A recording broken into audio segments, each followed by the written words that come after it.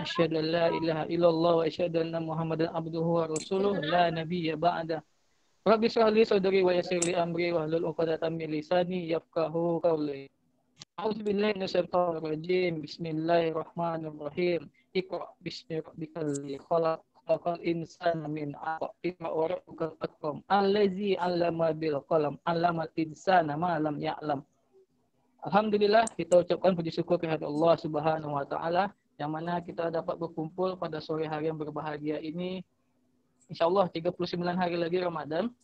Sebelum itu yang izinkan kami dari FP dalam rangka acara webinar dan peluncuran antologi Motah Tanaku yang alhamdulillah dalam agenda beberapa waktu yang lalu mendapat juara 1 cerpen se-Indonesia FLP-nya.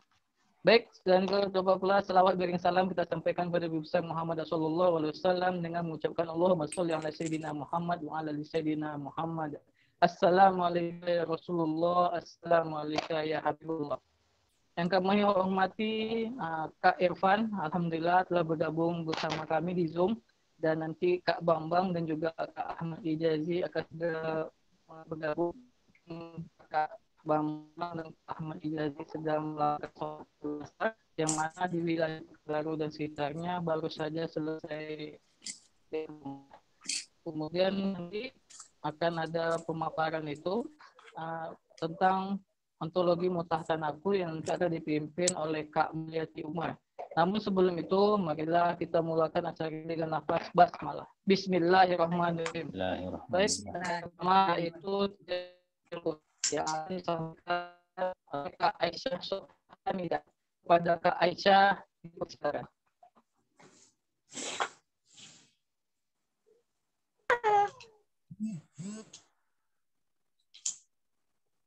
A'udzu billahi minasy syaithanir rajim.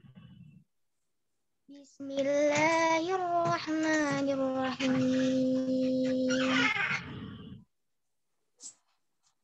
Tabarakalladzi biyadihil mulku wa huwa ala kulli syai'in qadir.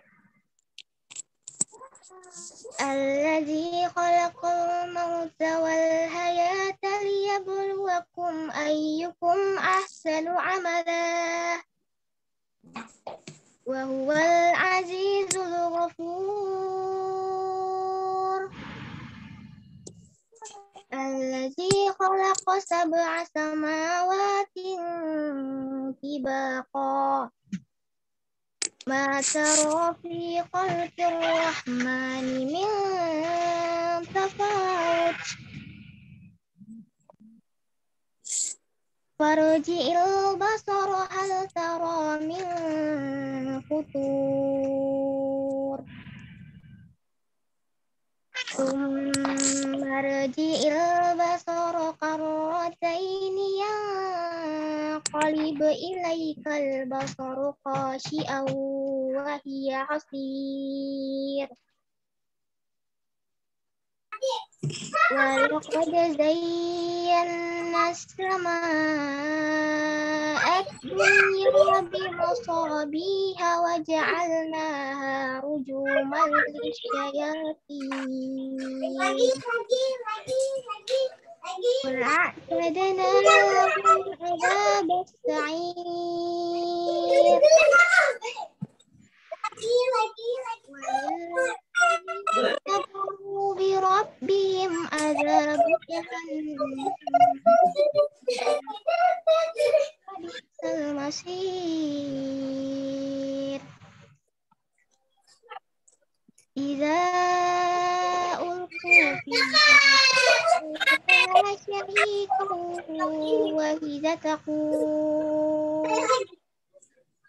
تكاد تميز من الغيظ كلما ألقي فيها فوج سألهم خزنتها ألم يأتكم نذير.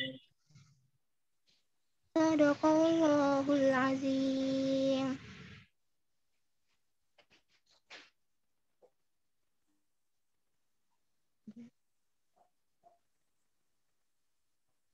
Sadaqallahul azim. Maha firman. Baik, membaca Al-Quran. Baik, selanjutnya itu sambutan dari Ketua FLP Wilayah Provinsi Riau yang pada kali ini akan diwakili oleh Kak Yendra. Pada Kak Yendra,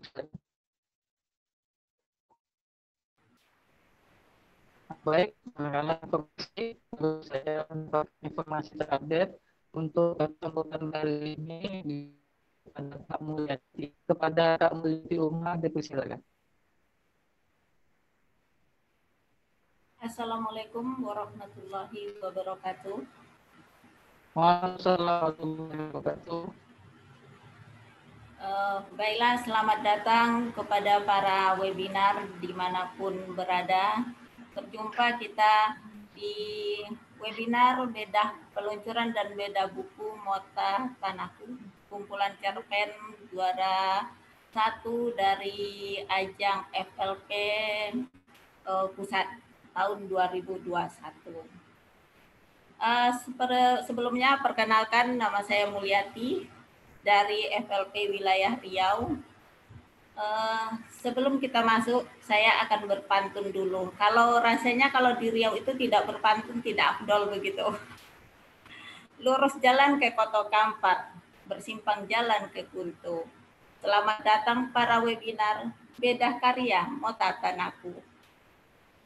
Selanjutnya kita akan memperkenalkan narasumber pada hari ini, yaitu Dr. Muhammad Irfan Hidayatullah dari BPP Pusat. Silahkan pemula untuk men-share CV beliau.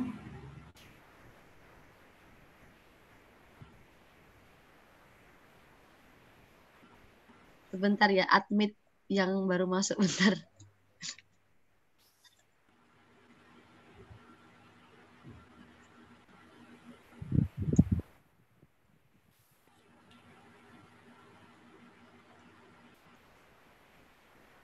Kata orang tak kenal maka tak sayang. Jadi kita perkenalkan dulu seorang pembedah hari ini yang akan memberi masukan buat kita semua, yaitu Kang Irfan Hidayatullah.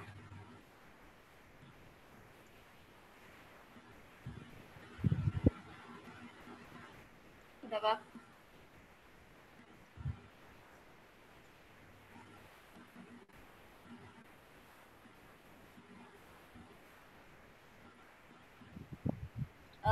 Kang Irfan lahir di Tasikmalaya tahun 73. Seharian sebagai seorang dosen budaya dari Universitas Pajajaran. Jadi mungkin karena kita cerpen budaya, jadi sangat excited lah kalau beliau yang akan ikut dengan webinar kita pada hari ini. Juga beberapa komunitas yang beliau jalani. Juga kesehariannya selain seorang dokter itu ada kepala BIPA Unpad, ada juga editor dari Lapas Penerbit Jurnal, ada tutor penulis kreatif, dan juga bersama kami di Lisetera membina penulisan penulisan puisi bersama beliau. Mungkin itu saja untuk perkenalan. Silahkan Kang Irfan untuk memaparkan apa-apa saja yang menarik dari Mota Tanahku sehingga bisa menjadi juara di ajang BPP kemarin. Kepada Kang Irfan dipersilahkan. Baik. Assalamualaikum warahmatullahi wabarakatuh. Waalaikumsalam warahmatullahi wabarakatuh. Terima kasih Kak Umar, Kak Mulyati Umar. Alhamdulillah bisa bersua langsung ya, bersemuka walaupun tidak di luar jaringan gitu. Di dalam jaringan kita bisa bersemuka, ya melihat secara langsung nih situasi hati dan raga kita, dan Masya Allah ini juga lumayan lah, udah mengobati kerinduan yang mungkin tidak bisa diwakili, tapi lumayan mengobati rasa rindu untuk bertemu. Apalagi sebentar lagi Munas ya, November. Kemudian kalau masih kondisi seperti ini, saya sebagai ketua komisi Munas itu sedang berpikir keras gitu, karena kalau luring itu kemungkinan tahun ini, akhir tahun ini juga masih tidak memungkinkan untuk bersua gitu. Tapi kemungkinan akan dengan pola hybrid ya, atau campuran. Mungkin akan dipersedikit orang yang hadir, perwakilan dari cabang dan wilayahnya seperti itu. Tetapi Munas tetap akan jalan gitu dengan pola yang insya Allah kami persiapkan. Nah, ini kembang-kembang Munasnya sudah ada nih dari sekarang. Udah ada lomba-lomba gitu. Kemudian ada pertemuan-pertemuan. Ya mudah-mudahan pertemuan ini satu dari beberapa pertemuan yang bisa digelar oleh cabang-cabang atau wilayah-wilayah yang antologinya masuk nominasi, misalnya 10 besar gitu, seperti itu. Sehingga silaturahimnya terus terjaga sampai nanti Munas gitu. Intinya sebenarnya bukan hanya juaranya saja gitu, tetapi silaturahimnya. Nah, saya mempunyai satu istilah sebenarnya barusan terbersit, silaturahim literatif gitu ya. Silaturahimnya bersifat literasi.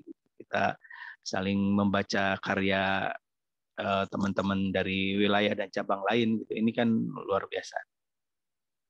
Dan saya sebagai salah satu juri di lomba antologi cerpen ini termasuk yang apa ya istilahnya, kewalahan ya sebenarnya, kewalahan dengan banyaknya cerpen yang harus dibaca gitu dalam waktu yang begitu cepat gitu ya. Kalau tidak salah 2 pekan itu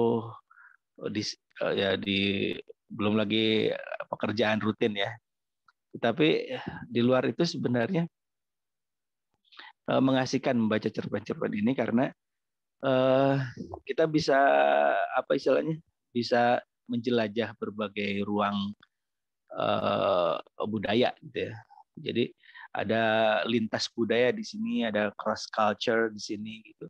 Ada saling silang budaya, ada saling kenal budaya gitu. Jadi saya berharap semua cerpen setelah diperbaiki, baik yang 10 besar ataupun yang lainnya, mungkin nanti harus ada kurasi lagi, harusnya diterbitkan dan kita saling membeli nanti dari Riau membeli yang dari apa istilahnya, bahkan membedah bisa ya, yang dari Jawa gitu, atau yang dari Sulawesi Selatan, dari Makassar juga membedah yang dari Padang gitu, atau yang dari Surabaya, atau yang dari Sumedang gitu. Itu saling silang itu menarik seperti ya. Dan ini salah satu kelebihan di Forum Likarpena. Karena FLP ada di sekitar 35 wilayah dan 101 cabang gitu. Kebayang kalau ini kita budayakan untuk saling mendukung apa istilahnya, perekonomian di dalam literasi kita mungkin akan berkembang. Para penulis minimal ya 200-300 eksemplar itu bisa terjual seperti itu. Tapi intinya adalah kesadaran untuk saling mendukung ya. Kalau tidak ya susah sekali. Nah, baiklah, saya langsung ke kumpulan cerpen Motah Tanaku.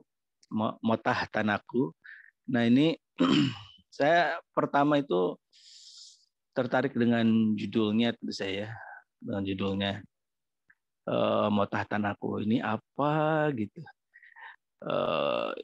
Bagi saya sebagai seorang penutur bahasa ibu Sunda gitu, kemudian membaca cerpen-cerpen lokal yang mengandung lokalitas dari berbagai daerah, itu menjadi semacam terpuaskan rasa penasaran untuk kemudian mencari informasi gitu setelah baca cerpen-cerpen. Walaupun ini ada kelemahan, sebenarnya kelemahannya gini. Saya sempat berpikir satu teori yang namanya teori apa istilahnya, jarak ya, teori jarak. Kenapa kita sangat suka dengan film Hollywood, Korea gitu ya, kemudian Jepang dan sebagainya, bahkan buku-buku terjemahan itu kita baca dengan lahap. Itu karena kita memiliki jarak yang jauh dengan mereka. Memiliki jarak yang jauh dengan mereka, kelemahan cultural faults gitu ya, kesalahan kultural gitu. Kalau mereka mengungkapkan data-data, mengungkapkan hal-hal yang bersifat lokalitas, itu cenderung tertutupi karena masalah jarak. Nah, beda kalau misalnya yang membuat karya itu adalah orang yang berada di sekitar kita, di daerah kita, dengan bahasa ibu kita gitu, atau dengan bahasa Indonesia, dengan lokasi yang dekat dengan kita, maka kita akan kritis. Kita akan kritis. Makanya saya walaupun tidak tahu nih ini cerpen dari mana gitu, kayaknya akan tahu nih dari bahasanya, ini kayaknya kayak Melayu gitu, ini Sunda gitu. Nah, yang ini kemudian ada ini kayaknya Makassar gitu. Itu terlihat dari bahasanya. Dan itu keunggulan dari lokalitas. Ada identitas di situ. Cuma saya akhirnya terpukau dengan sesuatu yang di luar jangkauan pengetahuan saya. Nah, itu wajar ya. Makanya itu disebut teori jarak kultural. Makanya kita selalu merasa wah dengan sesuatu yang tidak familiar dengan diri kita. Nah, salah satunya yang Mota Tanaku ini, ada jarak dari saya, kemudian ada informasi yang sangat lokal, kemudian saya penasaran dengan itu, saya ingin tahu. Sementara kalau yang dari Sumedang, dari Bogor misalnya, saya tahu sekali kalau ada kesalahan. Nah, ini nggak gini. Daerah ini kayak gini. Ini mungkin diuntungkan juga daerah bagi jurinya orang Sunda gitu. Kemudian yang dari daerah-daerah yang lain yang ngasih lokalitas yang kemudian berjarak dengan juri, itu bisa diuntungkan. Tapi kemudian selain itu ada faktor lain ya.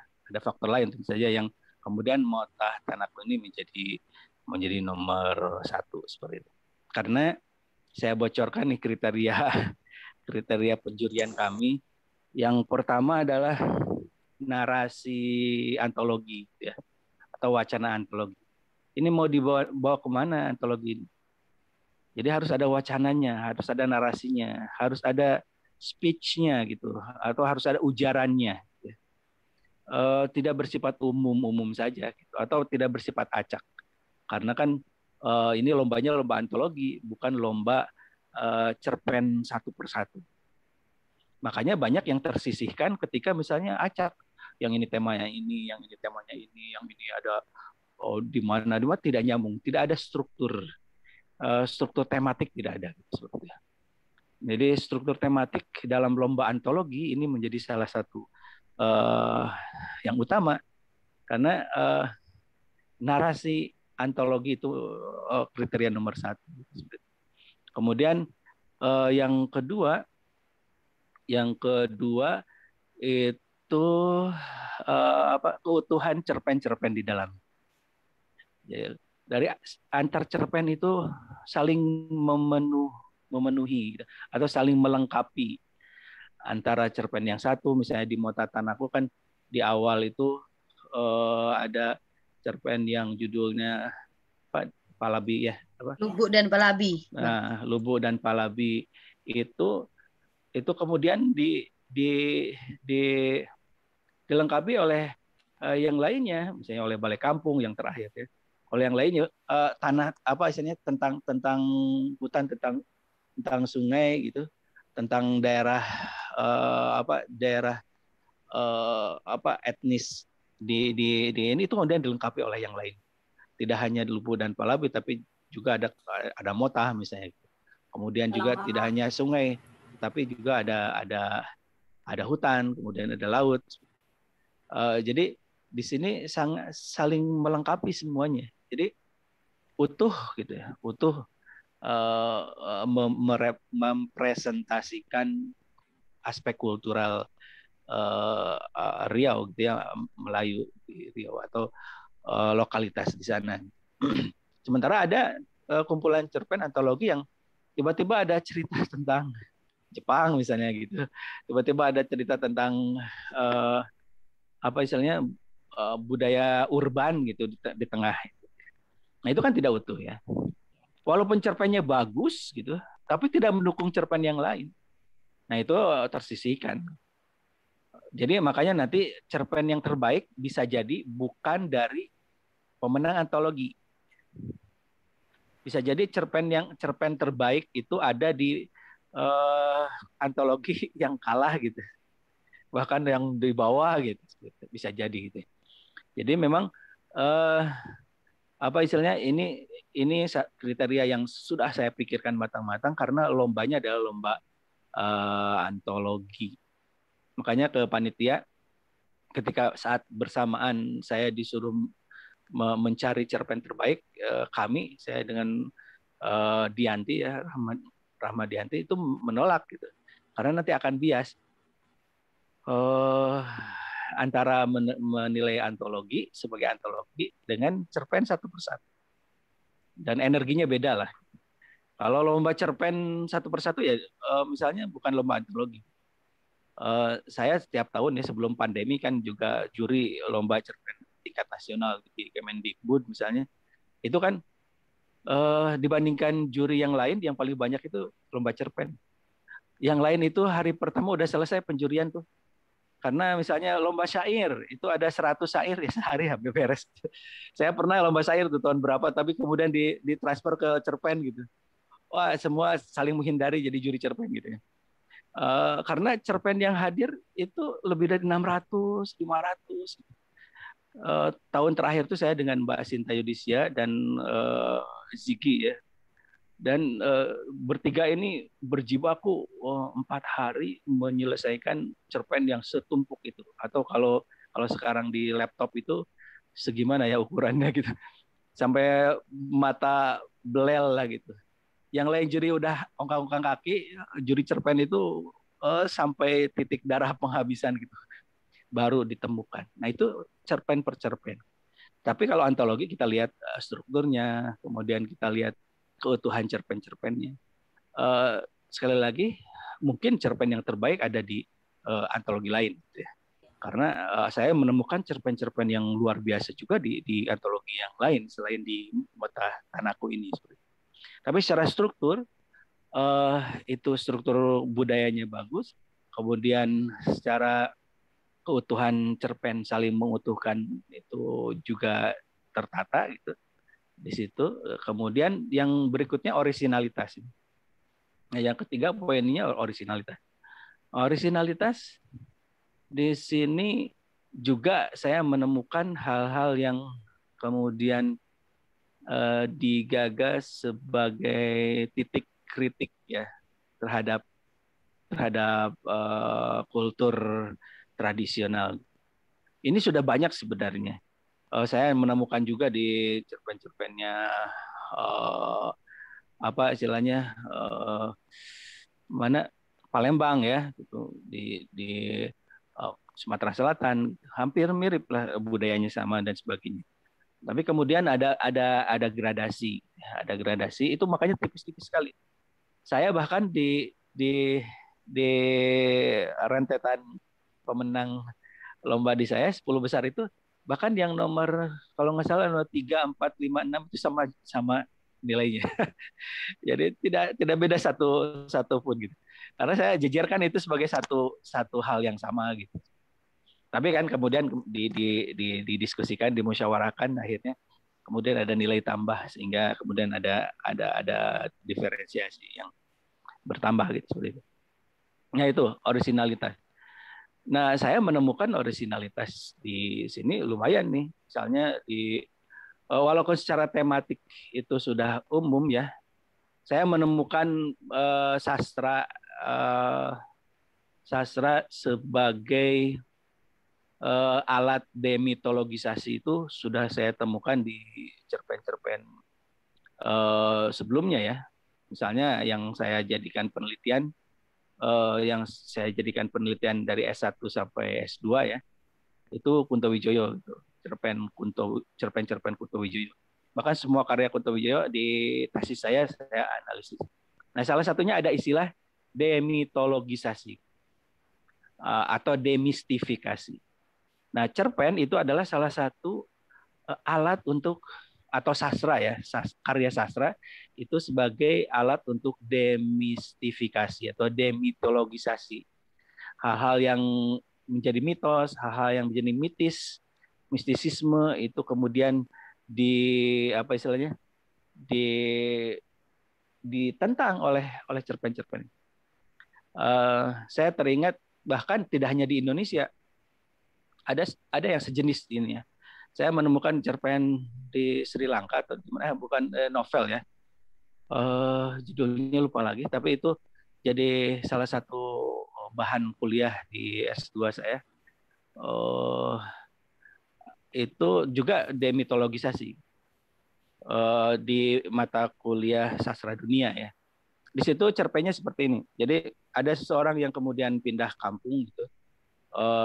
Kemudian dia pindah dan tidak punya pekerjaan. Akhirnya kemudian dia luntang-lantung di hutan gitu. Nah, sudah dekat perkampungan dia menemukan pohon beringin besar. Nah, ketika pohon beringin besar itu tidak ada pemiliknya. Akhirnya dia terpikir, oh sudah, saya tinggal di sini saja, saya kemudian bikin makam, dia gali sendiri makam itu dan tidak ada isinya. Kemudian dia bahkan mungkin tidak digali ya, lupa lagi saya detailnya. Tapi kemudian itu ada gundukan tanah, kemudian ada batu nisannya, dan kemudian dia di situ tinggal sebagai kuncen. Nah, disitulah dia seperti merapal sesuatu, seperti sedang semedi gitu. Nah, kemudian ada penduduk yang datang. Dia ke sini. Bapak sedang apa? Saya adalah penunggu makam ini dan penunggu pohon besar ini. Kalau ada keperluan, kalian bisa ziarah ke makam ini. Ini adalah makam tokoh besar. Akhirnya si orang itu memiliki pekerjaan dan penghasilan yang luar biasa hanya dari membuat mitos. Nah, itu di novel itu kemudian itu ditentang kan berarti. Jadi sastra adalah sebagai bagian dari rasionalisasi masyarakat, meningkatkan rasionalisasi pemikiran masyarakat. Masyarakat menjadi rasional, masyarakat menjadi kritis gitu. Mana yang mitos, mana yang bukan mitos. Dan ini kan ditemukan di Motah Tanaku. Makanya Kunto Wijoyo itu membuat 3 kategori kan sebenarnya. Bagaimana cara mendemistifikasi. Yang pertama itu dengan puritanisasi agama. Jadi kalau misalnya dengan sudah dikembalikan ke Al-Quran dan hadis sudah selesai. Mitos-mitos itu sudah selesai. Tapi ini biasanya banyak pertentangan kan. Pertentangan. Misalnya di sini ada juga di beberapa cerpen tentang sedekah laut, sedekah sungai dan sebagainya lah gitu. Nah, itu saya juga mengalami di Pangandaran ya. Ada pesta laut dan sebagainya. Nah, masyarakat di sana ada terbagi berkubu-kubu. Ada yang kubu yang Quran Sunnah itu ditentang habis oleh masyarakat yang memang menjalankan itu. Bahkan itu tajam sekali friksinya. Tetapi kemudian ada yang di tengah, yang ulama-ulama moderat yang kemudian mencari jalan tengah supaya itu tidak menjadi konflik horizontal. Nah, itu juga yang saya angkat di novel saya di Sang Pemusar Gelombang. Di situ juga tentang itu, kampung pantai, kemudian ada ulama di situ mencoba untuk demistifikasi Nyi Roro Kidul lagi. Nah, di sini ada. Jadi upaya demistifikasi itu berarti kan sudah berjalan sekian lama. Tapi di sini uniknya ya menggabungkan antara keduanya, antara puritanisasi agama. Kita mungkin kalau misalnya yang meneliti novel antologi ini adalah dari peneliti yang objektif melihat di ini pemikirannya, ideologinya di mana sih? Mungkin ini bisa ketahuan nih. Ini ideologi sekali kan Motahatan Aku ini mengarahkan yang mistis-mistis itu diselesaikan dengan agama gitu sebetulnya.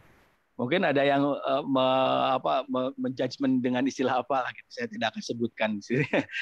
Tapi di situ sah-sah saja karena tadi istilahnya rasionalisasi atau demistifikasi itu bisa dilakukan dengan agama.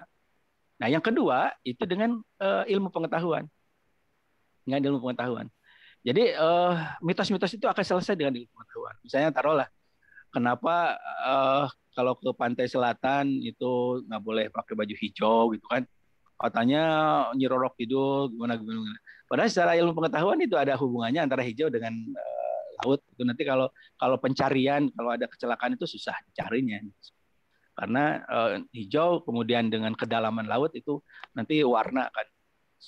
Itu salah satu demistifikasi. Tapi kalau apa istilahnya? Kalau misalnya yang percaya mitos itu tidak akan menerima. Nah, di sini saya tidak menyebutkan satu persatu. Nanti silakan baca gitu.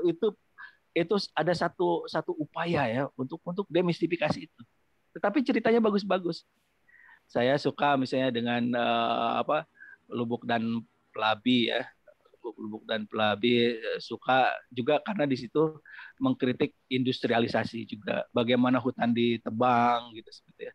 Walaupun di antara dua cerita pertama Penabur Ragi, Lubuk Pelabi itu hubungannya dengan laki-laki yang nikah lagi gitu. Seperti itu ya. Di situ ada juga sentilan kepada semua laki-laki brengsek gitu. dan sebagainya gitu. Tapi itu satu cerita yang populer. Ada sisi populernya lah tentang laki-laki sebagai antagonis, kemudian perempuan sebagai protagonis di situ. Berarti di situ ada aktivisme femininitas gitu ya.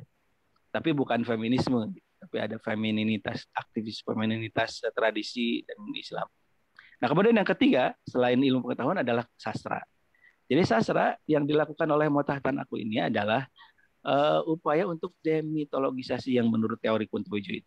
Satu, puritanisasi agama, kedua ilmu pengetahuan, yang ketiga karya sastra, dan yang keempat, yang ketiga bukan karya sastra, sejarah ya. Yang keempat karya sastra. Sejarah dulu. Nah, tadi misalnya taruhlah di sini ada di Motahatan Aku kan ada mitos tentang harimau jadi-jadian gitu ya. Nah, kemudian si syekhnya itu kemudian menjadi apa istilahnya memberikan edukasi ke si bujang gitu ya. Edukasi ke si bujang ini sebenarnya berupa sejarah. Nah, edukasi dari si penunggu ini ke si bujang itu adalah demistifikasi dalam bentuk kesejarahan. Nah, tetapi di sini tentu saja ada kelemahan-kelemahan. Seperti Motahatan Aku kan terlalu dini perubahan seorang yang syekh kemudian memberi klarifikasi yang begitu ekstrim gitu kepada si bujang gitu ya. Padahal itu kan dia menerima yang ziarah-ziarah itu selama ini ngapain aja gitu maksudnya. Cuma ke si bujang aja kemudian itu terpikir rasional sementara yang lainnya tidak berpikir. Nah, tapi di sini ada upaya lah. Ada upaya bagaimana harimau jadi-jadian itu sebenarnya mitos gitu. Kemudian sebenarnya ayah kakeknya dulu itu juga meninggal karena berkelahi dengan harimau gitu, dan sebagainya. Nah, kemudian yang sejarah ini saya pernah lakukan ya. Saya pernah mungkin ada yang sudah mendengar, saya pernah membuat satu perda kebudayaan, perda situs dan peninggalan budaya di Ciamis. Nah, saya bingung ketika saya naskah akademi saya kemudian dipresentasikan di depan para anggota DPR di Ciamis, itu saling debat tuh antara fraksi PKB dengan fraksi PBB waktu itu. yang satu puritanisme agama, yang satu lebih ke arah tradisionalisme Islam. Itu berdebat gitu, bahwa yang namanya situs itu harus dijunjung tinggi, dipertahankan. Yang satu bid'ah, gitu. yang satu harus mempertahankan ini kekayaan budaya gitu. Nah, saya berada di tengah-tengah. Akhirnya saya memakai teori Kuntowijoyo ini. Jadi saya di Perda itu kemudian saya anjurkan kepada pemerintah untuk membuat sejarah terhadap setiap situs. Taruhlah kalau ada makam, sebutkan saja bahwa makam ini adalah petilasan, tidak ada jenazahnya di dalamnya, tetapi ini petilasan dari siapa, zaman kapan. Nah, itu terselesaikan dengan seperti itu. Jadi tidak ada mitos lagi yang berkunjung ke sana. Oh, ini makam nyembah ini, gitu. Oh, dulu anak di sini dan sebagainya. Nah, akhirnya terjembatani oleh sejarah dan karya sastra akhirnya. Nah, oleh karya sastra, demitologisasi ini dilakukan oleh banyak sekali orang ya. Tapi ingat bahwa mitos itu sampai sekarang berkembang. Dulu mungkin mitosnya ini ya. Dulu mitosnya adalah mitos tradisional dan mungkin di beberapa daerah masih ada. Tetapi kalau di kaum urban, mitos sekarang kan teknologi gitu. Kemudian ekonomi itu mitos, politik sebagai mitos. Kemudian misalnya sekarang mall sebagai mitos. Bahkan sekarang media sosial sebagai mitos. Politik identitas sebagai mitos.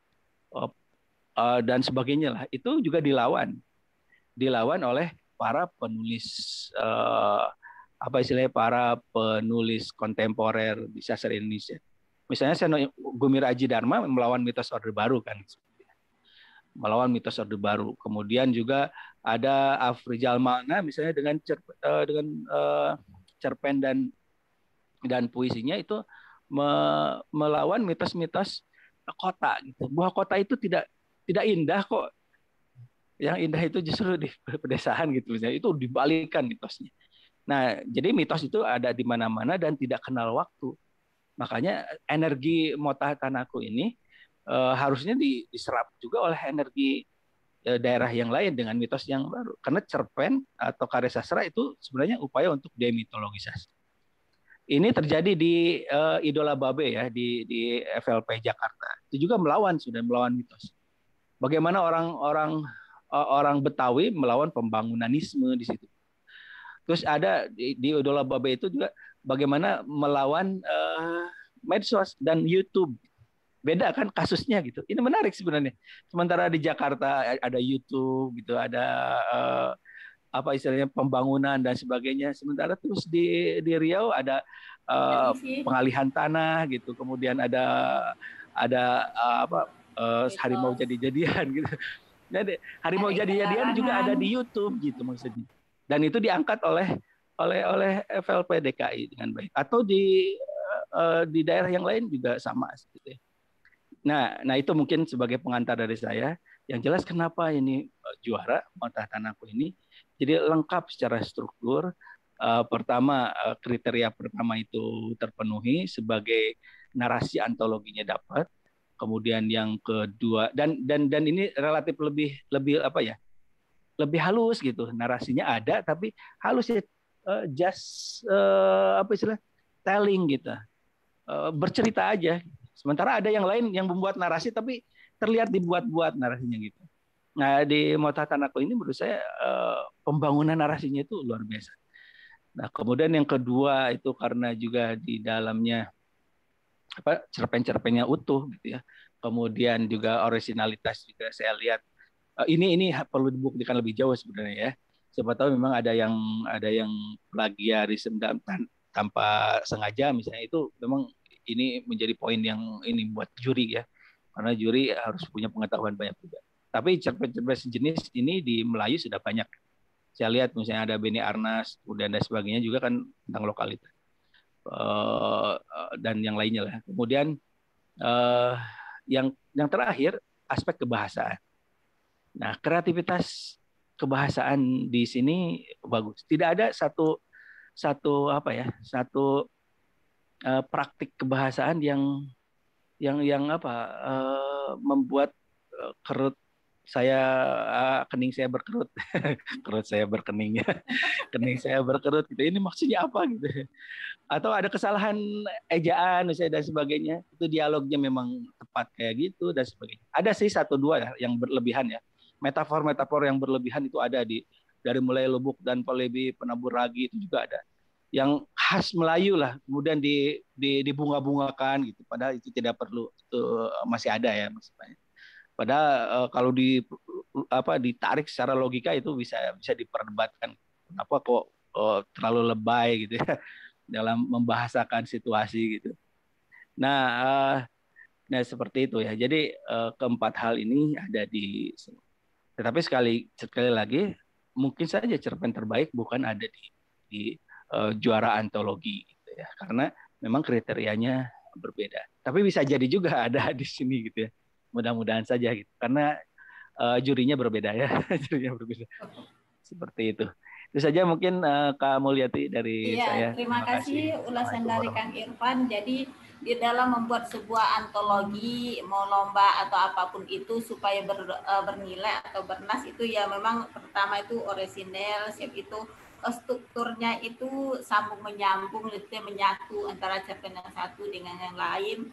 Siap itu juga kulturnya juga sangat dapat di situ. Yang terakhir itu yang poin paling penting narasi yang di awal. Nah, narasi itu memang setiap orang membaca mungkin sudah penasaran apa maksud yang di dalam. Ada pertanyaan untuk Kang Irfan mungkin nanti di sesi ketiga. Mungkin membuat penasaran para webinar semua. Coba kita putar dulu video dari Motah Tanaku. Coba Pak Mula. Video peluncuran Motah Tanaku.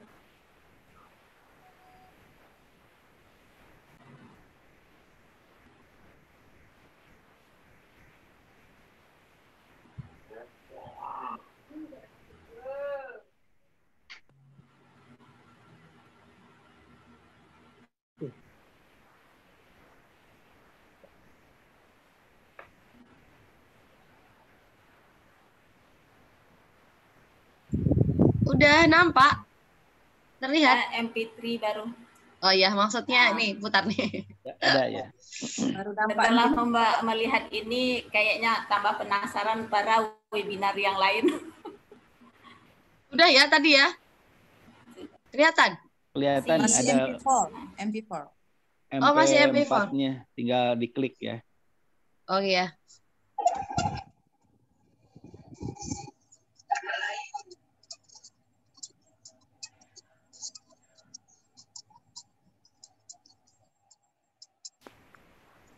Belum loading kan?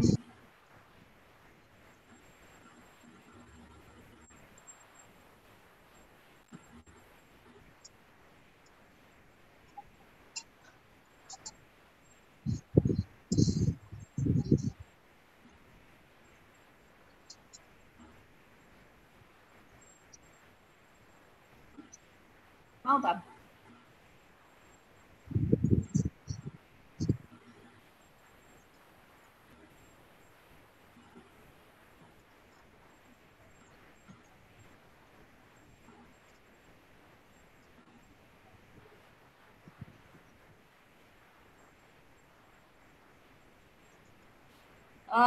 Untuk menunggu, kita silakan Mbak Sugi untuk meluncing peluncuran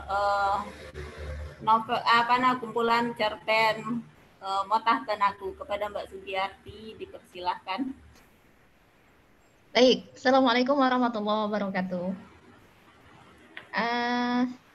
Apa kabar teman-teman semua ya, baik dari FLP maupun teman-teman yang lainnya yang ikut bergabung. Tadi banyak juga beberapa teman-teman dari Riau ya, ada Kak Siti Salmah ya, yang juga seorang penyair dengan visi-visinya.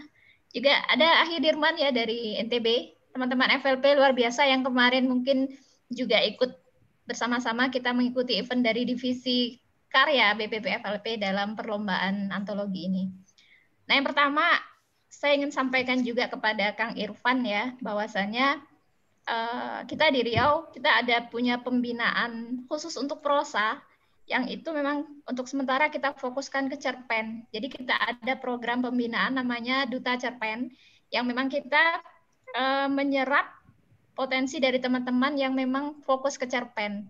Jadi sebelum helat partisipasi kita dengan lomba antologi ini dilakukan, kita memang ada pembinaan khusus untuk cerpen. Jadi ketika ada event lomba ini kok pas banget gitu dengan pembinaan yang sudah kita lakukan, sehingga ketika informasinya masuk, ini langsung kita eksekusi ya sebagai ajang uji coba pembinaan kita selama ini. Ya walaupun masih banyak kekurangan-kekurangan seperti yang Kang Irfan sampaikan, dan itu sebenarnya sudah kita tangkap ya pada saat kita melakukan bedah karya, itu sudah terbaca yang seperti Kang Irfan sampaikan, tapi mungkin karena waktu yang mepet, kemudian memang persiapan kita yang belum maksimal, sehingga kekurangan-kekurangan itu ya sudah pasrah kita berlomba, begitu saja mungkin Kang Irfan ya. Nah juga kemudian ini juga karya kita yang sebelum ini kita ada mengangkat tema tentang juga masalah di Riau. Jadi ada antologi tentang asap ya, karena kita punya masalah lingkungan di Riau yang cukup serius, itu masalah asap. Jadi sebelum kita ke tema budaya ini, sebelumnya kita juga ada masalah lingkungan. Karena Riau juga banyak Kang masalah lingkungannya. Jadi memang kita angkat khusus dalam tema antologi yang kita terbitkan gitu. Nah, mungkin sekarang sudah siap ya videonya. Video ini mungkin memperlihatkan wajah-wajah siapakah orang-orang di sebalik penulis Mota Tanahku ini. Salah satunya juga beberapa orang yang kita dabuk sebagai pembicara hari ini adalah penulis-penulis utama yang ada dalam buku ini. Silakan host memutar video.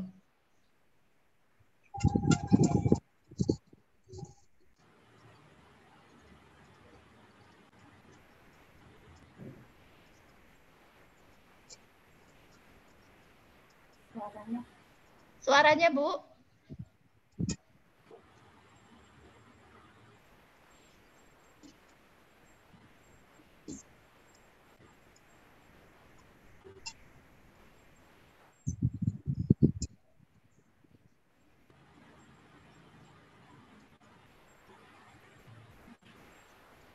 Suaranya tidak terdengar, Ibu host. Maaf, Bu, suaranya nggak ada. Suaranya nggak ada. Ya. Bentar, ulang ya. Padahal udah paling besar ini. Tapi gambarnya terlihat ya. Kami juga nggak dengar. Kami juga nggak dengar, Kak Sari. Oke, sebentar. Sekarang terdengar? Belum dengar. Belum. Kita bawa headset. Kok nggak kedengaran ya? Padahal udah paling besar ini. Kak Pamula, kami juga nggak mendengar suaranya. Halo. Kak Pam, share-nya itu bersama dengan sound, ada di sebelah kiri paling bawah. Share, terus ada yang di kiri paling bawah, itu ada with sound, itu yang perlu diklik. Biar oh, oke, siap. Iya, betul. Oke, terima kasih. Oke, sama-sama. Budaya. Sudah ya? Ya, udah kedengaran. Oke, siap. Putar ya. Mohon maaf teman-teman semuanya. Budaya dan tradisi masyarakat Melayu Riau dikenal cukup kaya. Keberadaan suku-suku terasing di wilayah Riau menambahkan lagi kekayaan tradisi di bumi Lancang Kuning. Forum Lingkar Pena Riau sebagai salah satu komunitas pegiat literasi yang memberikan perhatian terhadap perkembangan kekayaan tradisi Melayu, menghadirkan sebuah karya buku dalam bentuk kumpulan cerita pendek bertema tradisi dan budaya Melayu. Motah Tanahku, sebuah kumpulan cerita pendek yang ditulis para cerpenis Forum Lingkar Pena wilayah Riau, hadir sebagai salah satu sumber bacaan literasi yang kaya dengan nilai-nilai tradisi. Berbeda dengan cerpen tradisi pada umumnya, Motah Tanahku ditulis dengan sudut pandang bagaimana sebuah karya dapat melahirkan nilai-nilai pencerahan dalam bingkai literasi berkeadaban. Motah Tanahku memuat 12 cerita pendek, masing-masing berjudul dan ditulis oleh Lubuk dan Pelabi, cerpen karya Ahmad Izazi Hasbullah, Penabur Ragi, cerpen karya Ilham Fauzi. Motah Tanahku, cerpen karya Yendra Chen, Secawan Liberika di Rumah Kita, cerpen karya Nafia Almarab.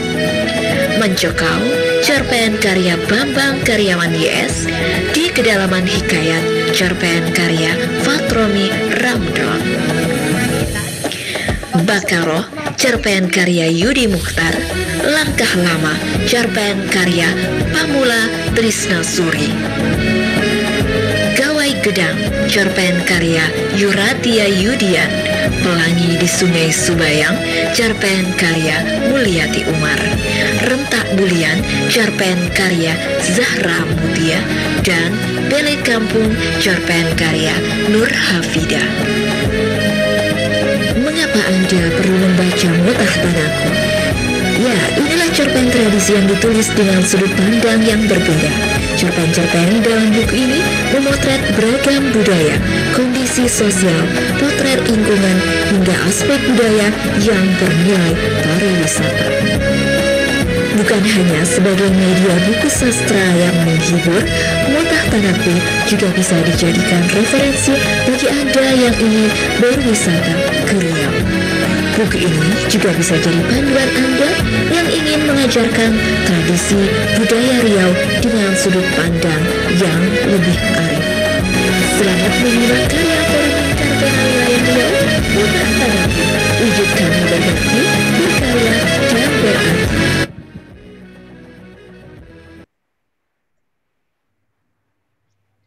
Baik, terima kasih. Jadi teman-teman sekalian ya, yang mungkin belum tahu tentang Riau itu apa, ya kan? Kalau ke Riau mau kemana saja, misalnya di Riau ini ada sesuatu yang khas nggak sih? Ya, ini kita bisa sajikan dalam buku ini. Artinya kita juga berusaha untuk menjadi daya tarik pariwisata. Jadi Motah Tanahku ini salah satu ini ya, dibilang kearifan lokal yang ada di daerah Indragiri Hulu, dan di sana ada tempat wisata namanya Taman Nasional Bukit 30.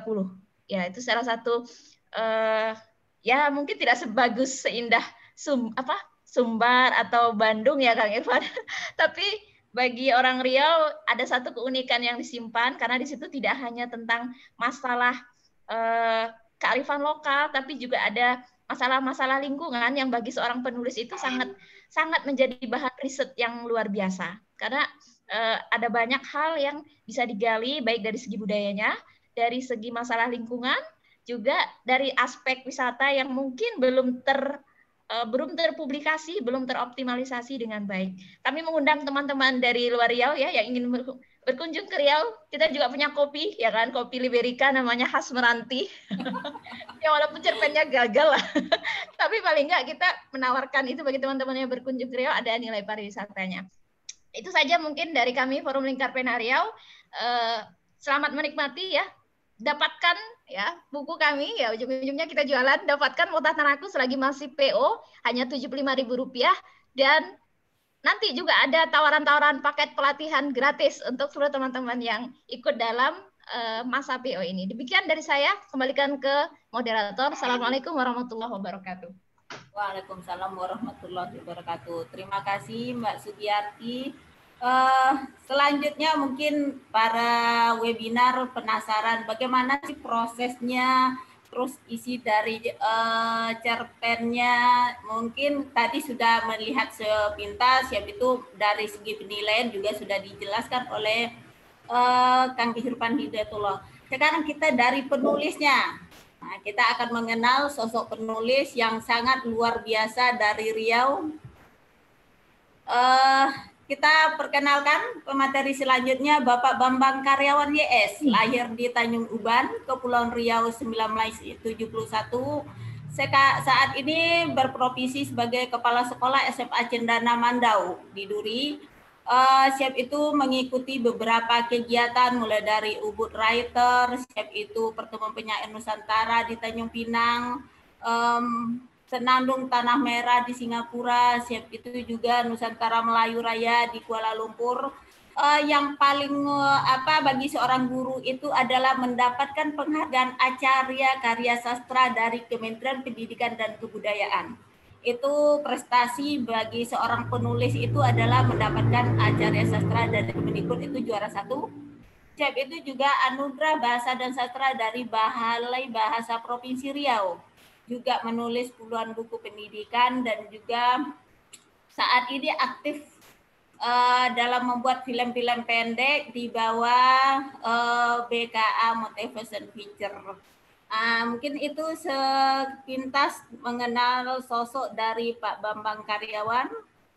Selanjutnya silakan Bapak untuk menyajikan atau mungkin mengupas singkat tentang Motah Tanaku. Karena ada beberapa webinar ini penasaran, Motah Tanaku itu apa sih? Jadi silakan Bapak untuk mengkajinya. Kepada Bapak waktu dipersilakan. Waktu sekitar 15 menit ya Bapak. 15 menit. Bismillahirrahmanirrahim. Assalamualaikum warahmatullahi wabarakatuh. Waalaikumsalam. Waalaikumsalam warahmatullahi wabarakatuh. Selamat sore Kang Irfan, kemudian terima kasih Bu Yati selaku moderator, kemudian Mbak Pamula selaku operator, host kita. Sebetulnya banyak yang lebih layak nih dari 12 penulis yang untuk bicara tentang proses kreatif atau isi dari Motah Tanaku. Khususnya kalau bisa sebetulnya Yendra nih, tapi mungkin ada pertimbangan lain karena judul Yendra yang diambil gitu kan. Tapi terlepas dari itu, seperti kata Kang Irfan bahwa dalam Motah Tanaku ini ada proses satu kesatuan dalam sebuah antologi. Saya coba ketika di kepercayaan coba menyampaikan proses kreatif dan sedikit isi. Kenapa saya katakan sedikit? Karena kalau diupas tuntas nanti tak jadi beli semua nanti di sini. Oke, terima kasih kepada rekan-rekan FLP, kemudian yang partisipan di sini saya melihat ada teman-teman dari berbagai macam, ada BBM, kemudian ada penyair, tadi disebut Siti Salma dan lain. Terima kasih atas kehadirannya. Memang bagus sekali tadi ulasan dari Kang Irfan tentunya dengan bekal sebuah akademis ya. Akademis kita ada tahu tadi ada satu kalimat clue yang ditangkap, saya menangkap ada rasionalisasi mitos.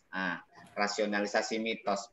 Inilah sebetulnya dari teman-teman 12 penulis ini yang mewakili FLP Pekanbaru mencoba memberikan sebuah rasionalisasi mitos sebagai sebuah tradisi yang kita coba FLP, Forum Lingkar Pena dengan pencerahan Islamnya memberikan sebuah pencerahan lewat karya-karya yang bukan sekedar tradisi dan makin menguatkan mitos, tapi adalah bagaimana merasionalisasi mitos. Dalam cerpen-cerpen ini, memang kalau kami melihat proses kreatifnya ini karena ada orang-orang yang istilahnya mau mengoyak-ngoyak lah gitu, mengoyak-ngoyak di sini. Tentunya ada seperti Mbak Nafi Alma itu karena kalau tidak ada orang-orang seperti beliau, saya yakin cerpen ini tidak jadi. Juga di balik itu ada yang dengan gigi menerima kritikan dan melanjutkan kritikan tersebut, ada ya macam-macam lah. Di sini ada Mbak Pamula, ada Bu Mul, ada Ijazi dan lain-lain. Semua kita berkontribusi di situ. Jadi antologi hadir selain karena kesamaan visi lah ya, ingin merasionalisasi mitos lewat pencerahan, juga karena hadirnya orang-orang yang meluangkan waktu untuk sebuah misi yang sama, yaitu pertama karya ini jadi. Karya ini jadi karena ini bagi kami adalah sebuah marwah. Sebuah marwah bukan sekedar kompetisinya, tapi adalah marwah untuk menghasilkan sebuah karya yang mencerahkan. Jadi karena bukan ternyata menyatukan sebuah cerpen dengan satu tema itu karena masing-masing memiliki latar belakang yang berbeda. Berbeda dalam artian menghasilkan karya cerpen sebelumnya. Tapi alhamdulillah karena di FLP Riau ini sudah ada namanya Duta Cerpen, sehingga proses itu hanya melanjutkan sebuah satu langkah. Mungkin kalau belum ada duta cerpen, kita agak sedikit sulit untuk mewujudkan ini, gitu kan? Karena sebelumnya ada sebuah proses diskusi, proses kritik, proses umpan balik dan sebagainya. Jadi itu suatu langkah positif yang membekali kami untuk bisa menghasilkan karya ini dengan duta cerpen. Kemudian beberapa hal tadi kalau bicara tentang rasionalisasi mitos, saya coba memberikan sedikit upaya dari teman-teman penulis ini merasionalisasikan mitos ini dapat bisa dilihat, walaupun memang nanti terdapat sebuah kelemahan setelah mendapatkan tadi kritikan atau saran dari Kang Irfan, penyelesaian ada terkesan dipaksakan, tapi tentunya ketika kami menulis ini tidak ada niat untuk memaksakan, tapi ketika dinilai oleh orang luar baru terasa itu dipaksakan, mungkin menurut itu. Tapi beberapa hal yang coba kami sampaikan, kayak Lubuk dan Pelabi itu kan kita bisa melihat bagaimana upaya dari penulis ini selalu menjadikan sebuah unsur pencerahan dan penyelesaian, bahkan dengan misi-misi Islamnya tetap ada. Misalnya kita bisa melihat bagaimana di sini ada frase-frase yang menjadi clue kunci untuk menjadikan bahwa cerpen ini bukan sekedar cerpen tradisi biasa, tapi ada unsur Islamnya dan ada sebuah pencerahannya. Di sini kita bisa melihat bagaimana dia ada frase yang saya melihat, Aba menjelaskan perihal iman, ketakwaan, serta pentingnya mempererat tali persaudaraan sesama muslim.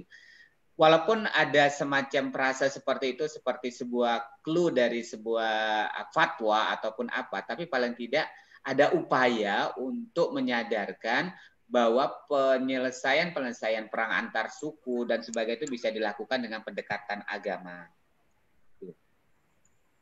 Kemudian pada Penabur Ragi. Pada Penabur Ragi ini yang bicara tentang, nampaknya sepele sekali masalah ragi membuat ketan hitam, tapi ternyata penulis ini kalau saya melihat itu Ilham itu menjadikan sebuah upaya bagaimana membuat sebuah makanan itu dengan sebuah kisah. Nah, tapi di sini kita bisa melihat bagaimana ada pesan moral di dalamnya, ada kasih dari orang tua terhadap anaknya. Kemudian dia selalu mengaitkan momen-momen Islam dalam setiap taburan raginya, ketika Ramadan, Syawal, Subuh, Takbir, dan lain-lain. Itu menjadikan sebuah tempelan, bukan sekedar tempelan, tapi adalah sebuah rangkaian peristiwa yang berusaha untuk dijadikan sebuah ragi ini kaitannya dengan peristiwa-peristiwa yang harus kita kenang dalam peristiwa Islam. Kemudian ada lagi yang kaitannya, clue yang paling saya suka dari Penabur Ragi adalah tentang syukur. Syukur adalah salah satu cara bagaimana kita menghargai anugerah Tuhan. Sedangkan kejujuran bagaikan mata uang yang selalu diperlukan. Mungkin bagi orang itu kalimat quote biasa, tapi dari sebuah cerpen ketika kita bisa mencantolkan itu atau meletakkannya dalam satu itu, jadi akan ada nilai pesan pula bahwa syukur itu harus dimaknai seperti apa. Nah, jadi bagaimana si Penabur Ragi ini selalu menekankan syukur dalam setiap upaya pembuatan raginya tersebut. Kemudian pada Mota Tanaku. Pada Mota Tanaku ini, inilah judul utamanya ini berkaitan dengan bagaimana kita memberikan merombak tradisi terhadap berdoa menghadap kuburan, gitu kan, menghadap kuburan. Jadi Mota Tanaku ini ada clue yang berkaitan dengan pencerahan yang saya melihat. Berdoa dan meminta tidak boleh ke kuburan, Jang. Kita berdoa hanya kepada Tuhan. Nah, jadi itu pesan-pesan moral yang secara tidak sadar menyelubungi kita bahwa kembali berdoa itu pada Tuhan, bukan kepada kuburan, gitu kan.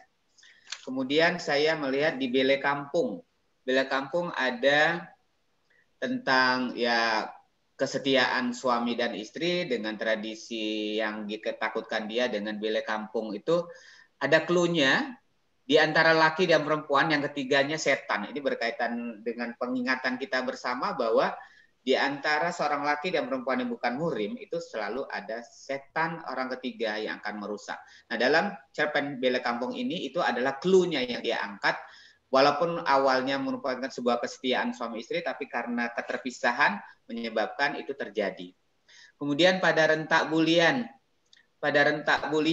kita bisa melihat tentang ini tradisi yang sudah sangat terkenal sekali ya, tradisi pengobatan dan saat ini menjadi tradisi dari tari tradisi. Clue-nya kita tangkap, aku tak percaya lagi pada kemantan, pada apapun yang telah membuatmu sakit ayah, abah.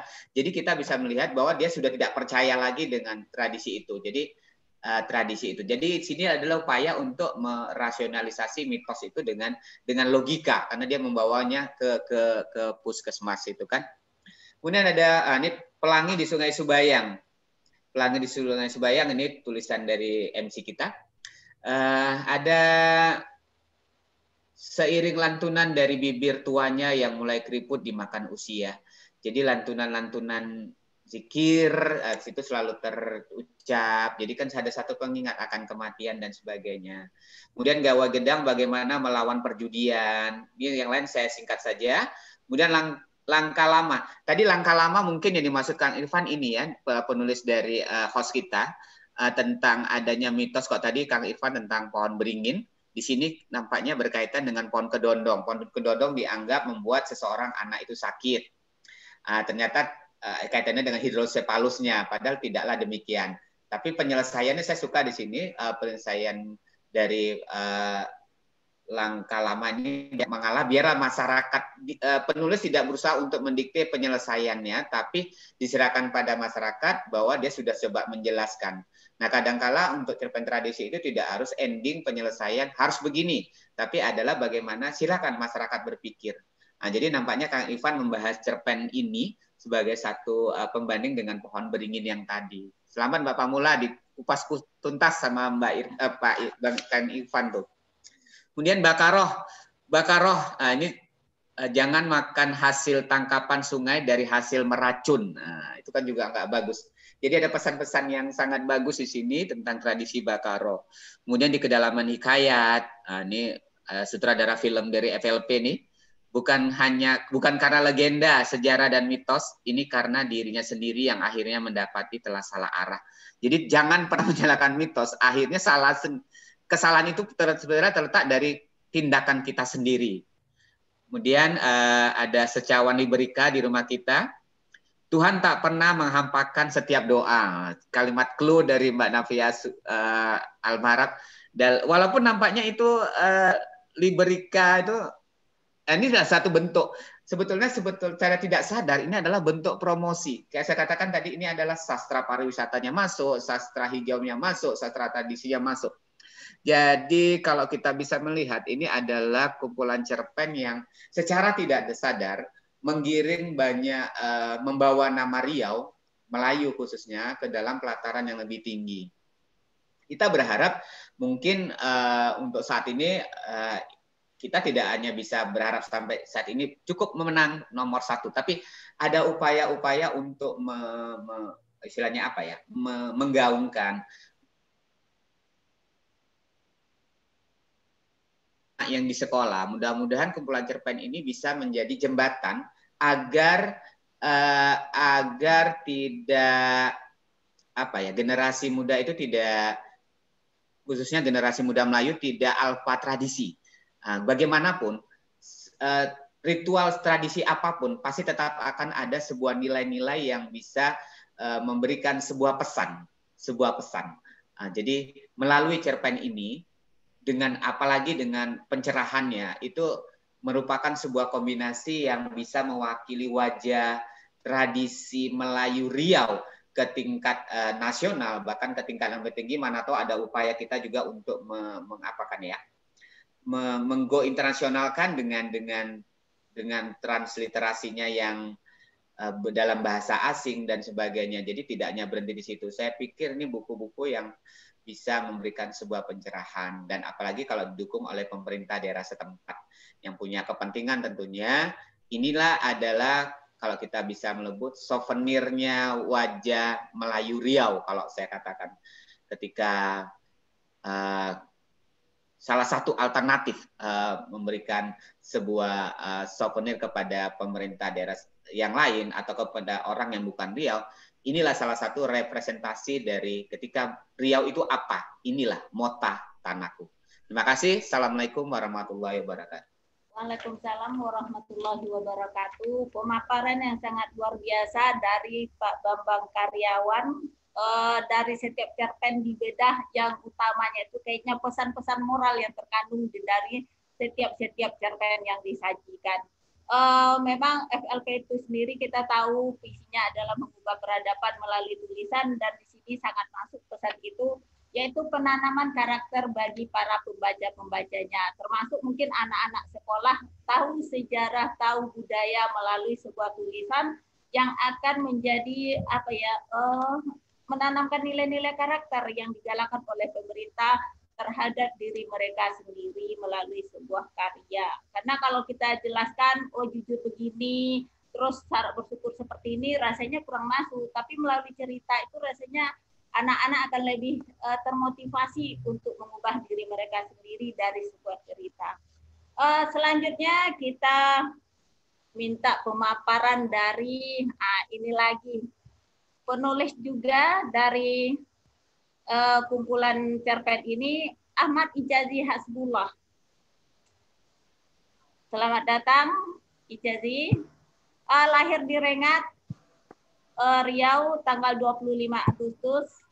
Jurusan bahasa Arab, kuliahnya memiliki 2 orang bahasa anak. Inggris. Bahasa Inggris. Oh iya, jurusan bahasa Inggris.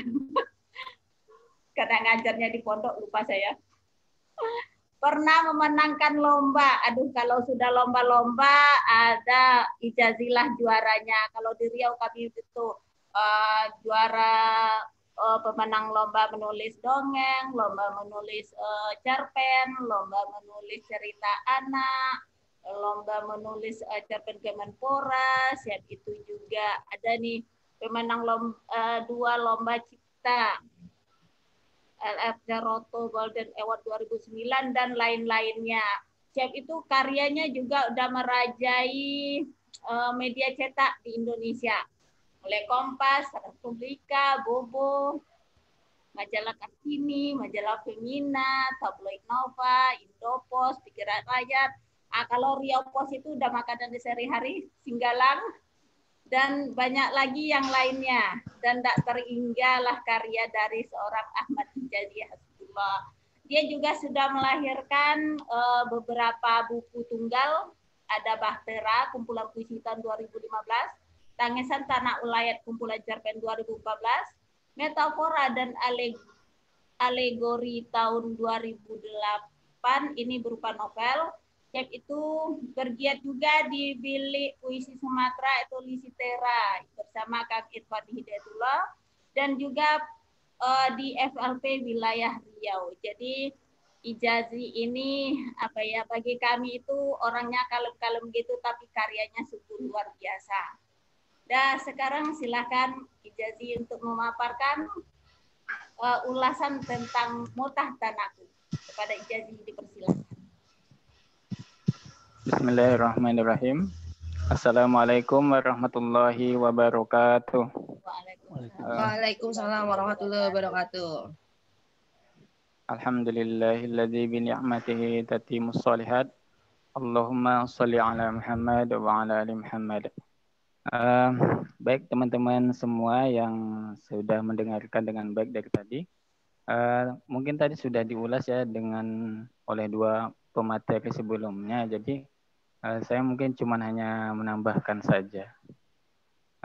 Mungkin di sini saya akan menyampaikan tentang proses kreatif pembuatan antologi Motah Tanahku.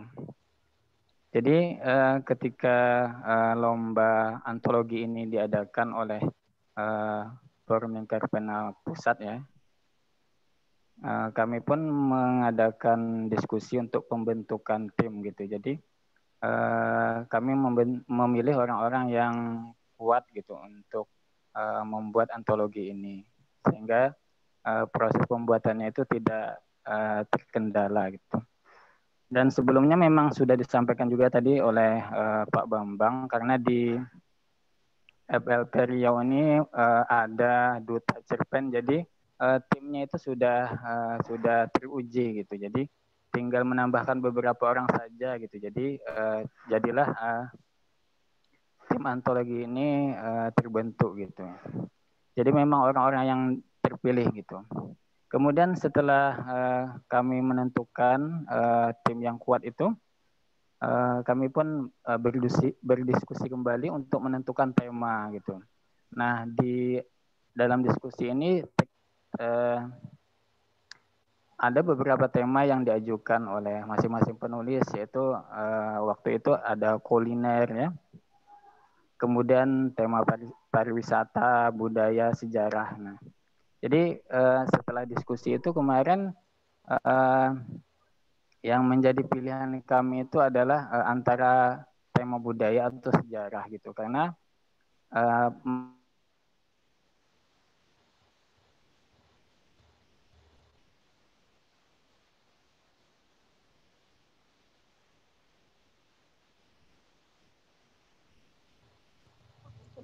Bang Ijazi ini kan memiliki tantangan yang lebih dibandingkan tema-tema yang lain gitu. Jadi akhirnya kami karena dari dua tema ini kayaknya lebih berat tema tentang sejarah dan masing-masing penulis juga kurang menguasai gitu. Jadi akhirnya kami sepakat untuk memilih tema budaya gitu. Nah, setelah kami menentukan tema ini, kami pun akhirnya masing-masing penulis itu memilih budaya apa yang ingin diangkat di dalam cerpen mereka gitu. Jadi masing-masing penulis juga menyampaikan bahwa saya akan mengangkat tema budaya ini karena di Riau ini kan banyak sekali budaya-budaya gitu. Jadi supaya tidak sama, jadi masing-masing penulis ini harus memilih gitu, memilih satu budaya apa saja yang ingin diangkat menjadi cerpen gitu. Nah, tantangannya juga cukup berat gitu kalau mengangkat tema tentang budaya ini gitu, karena dihadapkan dengan hal-hal yang sangat jauh dari nilai-nilai Islami gitu. Kalau membaca cerpen-cerpen kebanyakan kan penulis itu lebih mengedepankan tentang budayanya gitu, tentang mitos-mitos, tentang hal-hal yang berbau mistik, tentang hal-hal yang berbau khurafat gitu.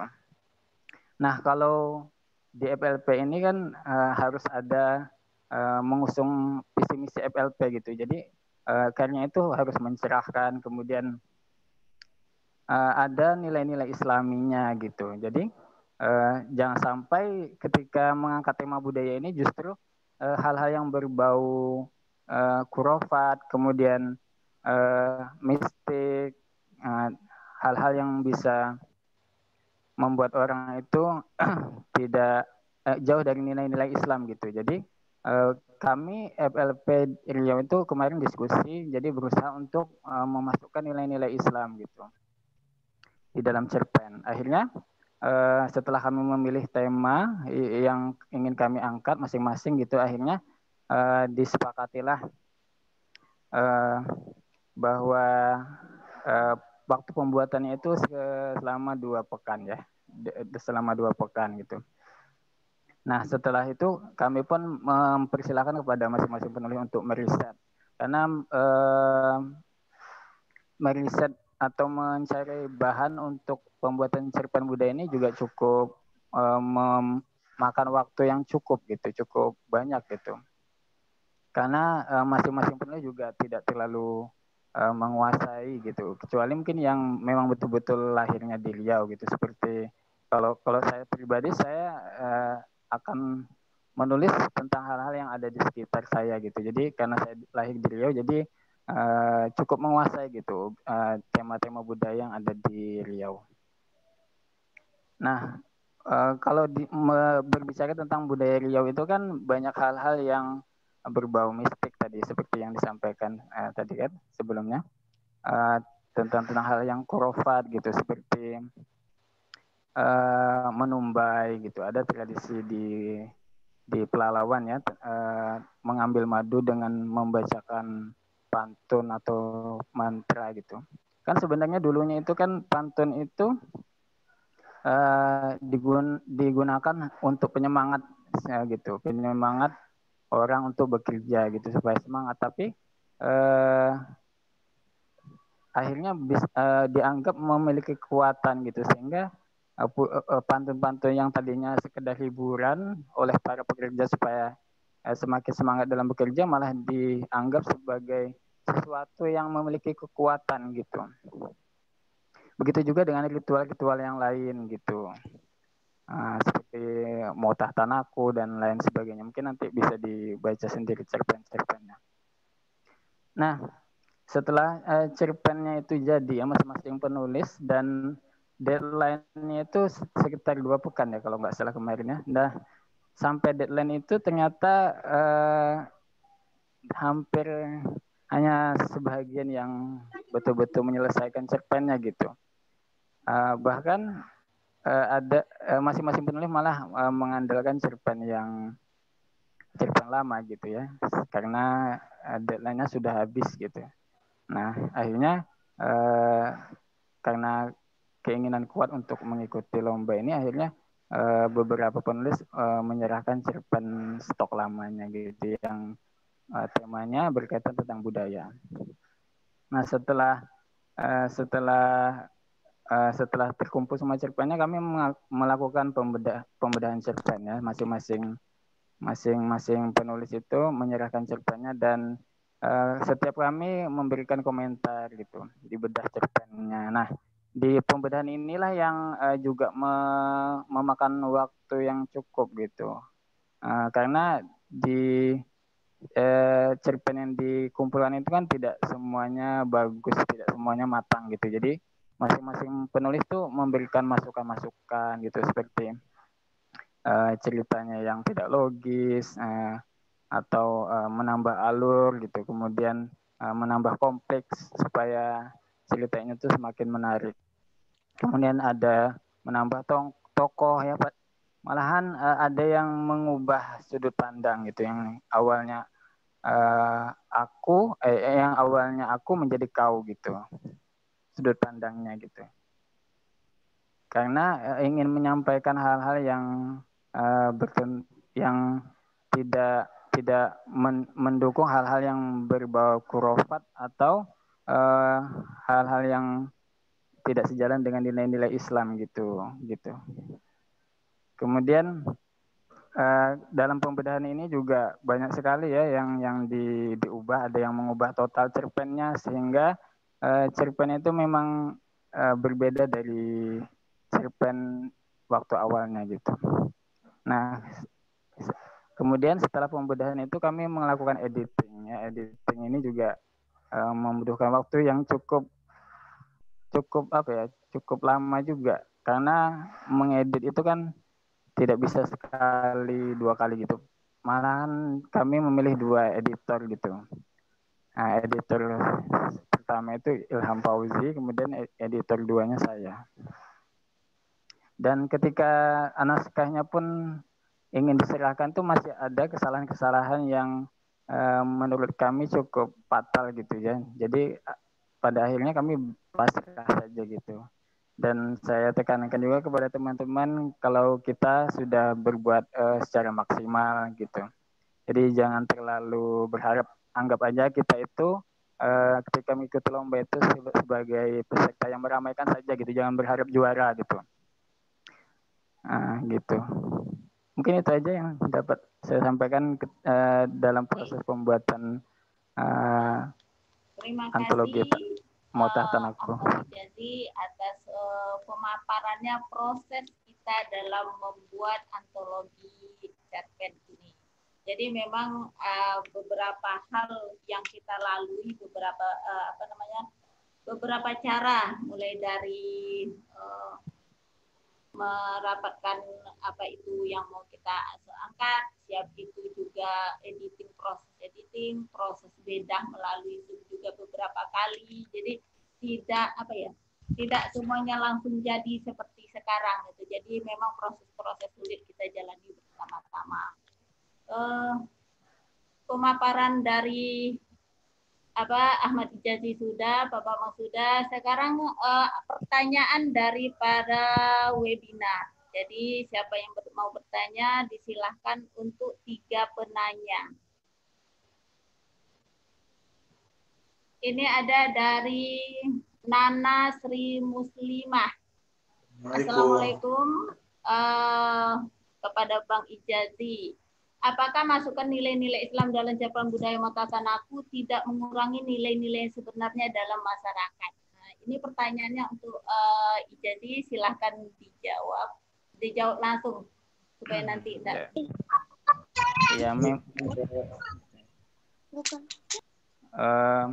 Memasukkan nilai-nilai Islam itu memang tujuan dari kami ya, dari rapat kami itu, karena kami itu pengen cerpen itu tidak sekedar mencerahkan, tapi ada nilai-nilai Islamnya gitu, bahwa keislaman itu seperti ini sebenarnya, tidak mendukung budaya-budaya yang menjurus ke hal-hal yang berbau khurafat atau syirik, karena Nabi dan Rasul kan diutus itu untuk supaya orang-orang itu jauh dari hal yang seperti itu gitu. Jadi dari Nabi Adam sampai Nabi Muhammad itu kan budaya menyembah berhala itu kan memang ada di setiap nabi gitu. Jadi kita juga ingin seperti itu gitu, walaupun hanya melalui cerpen gitu.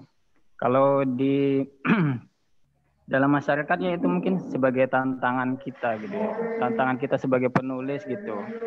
Kalau kita punya ideologinya hal-hal yang berbau Islam ya kita harus menyampaikannya gitu, walaupun di dalam masyarakat secara umum itu menentang gitu, kebanyakan di masyarakat kita gitu. Mungkin itu jawaban dari saya. Jawaban dari Bang Ijazi sudah. Gimana untuk Nana Sri Muslimah? Oh ya, jadi bagi webinar yang lain juga silakan bertanya untuk Kang Irfan Hidayatullah masalah penulisan cerpen sejarah yang telah dijelaskan panjang lebar di atas itu, kenapa Matasanaku itu menang dan ada berapa aspek tadi. Nah, ada yang mau bertanya enggak selain daripada itu? Halo, Assalamualaikum. Ya. Waalaikumsalam. Dengan siapa Bapak? Tommy dari Tommy. Sudah. Iya, silakan. Setengah. Oh iya, Bunda, saya lanjut. Ya, salam semua ya. Ini di waktu Indonesia Tengah sudah malam. Ya, salam semua. Ya, Pak Irfan, ya Muhammad Irfan Hidayatullah, kemudian Ahmad Haji Hasrullah yang barusan selesai membawakan antaran materi di kegiatan pembahasan terkait buku Matasanaku ya. Ya. Nah, ini menarik sekali. Saya kebetulan kegiatan-kegiatan seperti ini juga saya sering live streaming di RPI, di Rumah Produktif Indonesia. Oh iya iya. Ya, memang saya tidak menjelaskan secara detail tentang kisah hasil karya anak bangsa dari berbagai karya tulisan maupun kisah-kisah Muslim ataupun seni budaya. Yang saya hanya sangat prihatin adalah seperti apa yang digambarkan oleh Pak Irfan Hidayatullah awal tadi, bahwa saya lebih cenderung karena hasil karya yang begitu jauh seperti Hollywood misalnya. Sebenarnya di Indonesia ini banyak yang punya karya-karya seni misalnya, yang punya bakat karya, cuma kadang kurangnya perhatian pemerintah di suatu daerah yang tidak mendorong sehingga hasil karya itu tidak pernah terlintas seperti saat ini yang kita lakukan, apalagi meningkatkan sampai ke kancah nasional bahkan internasional seperti apa yang disampaikan Pak Ahmad tadi.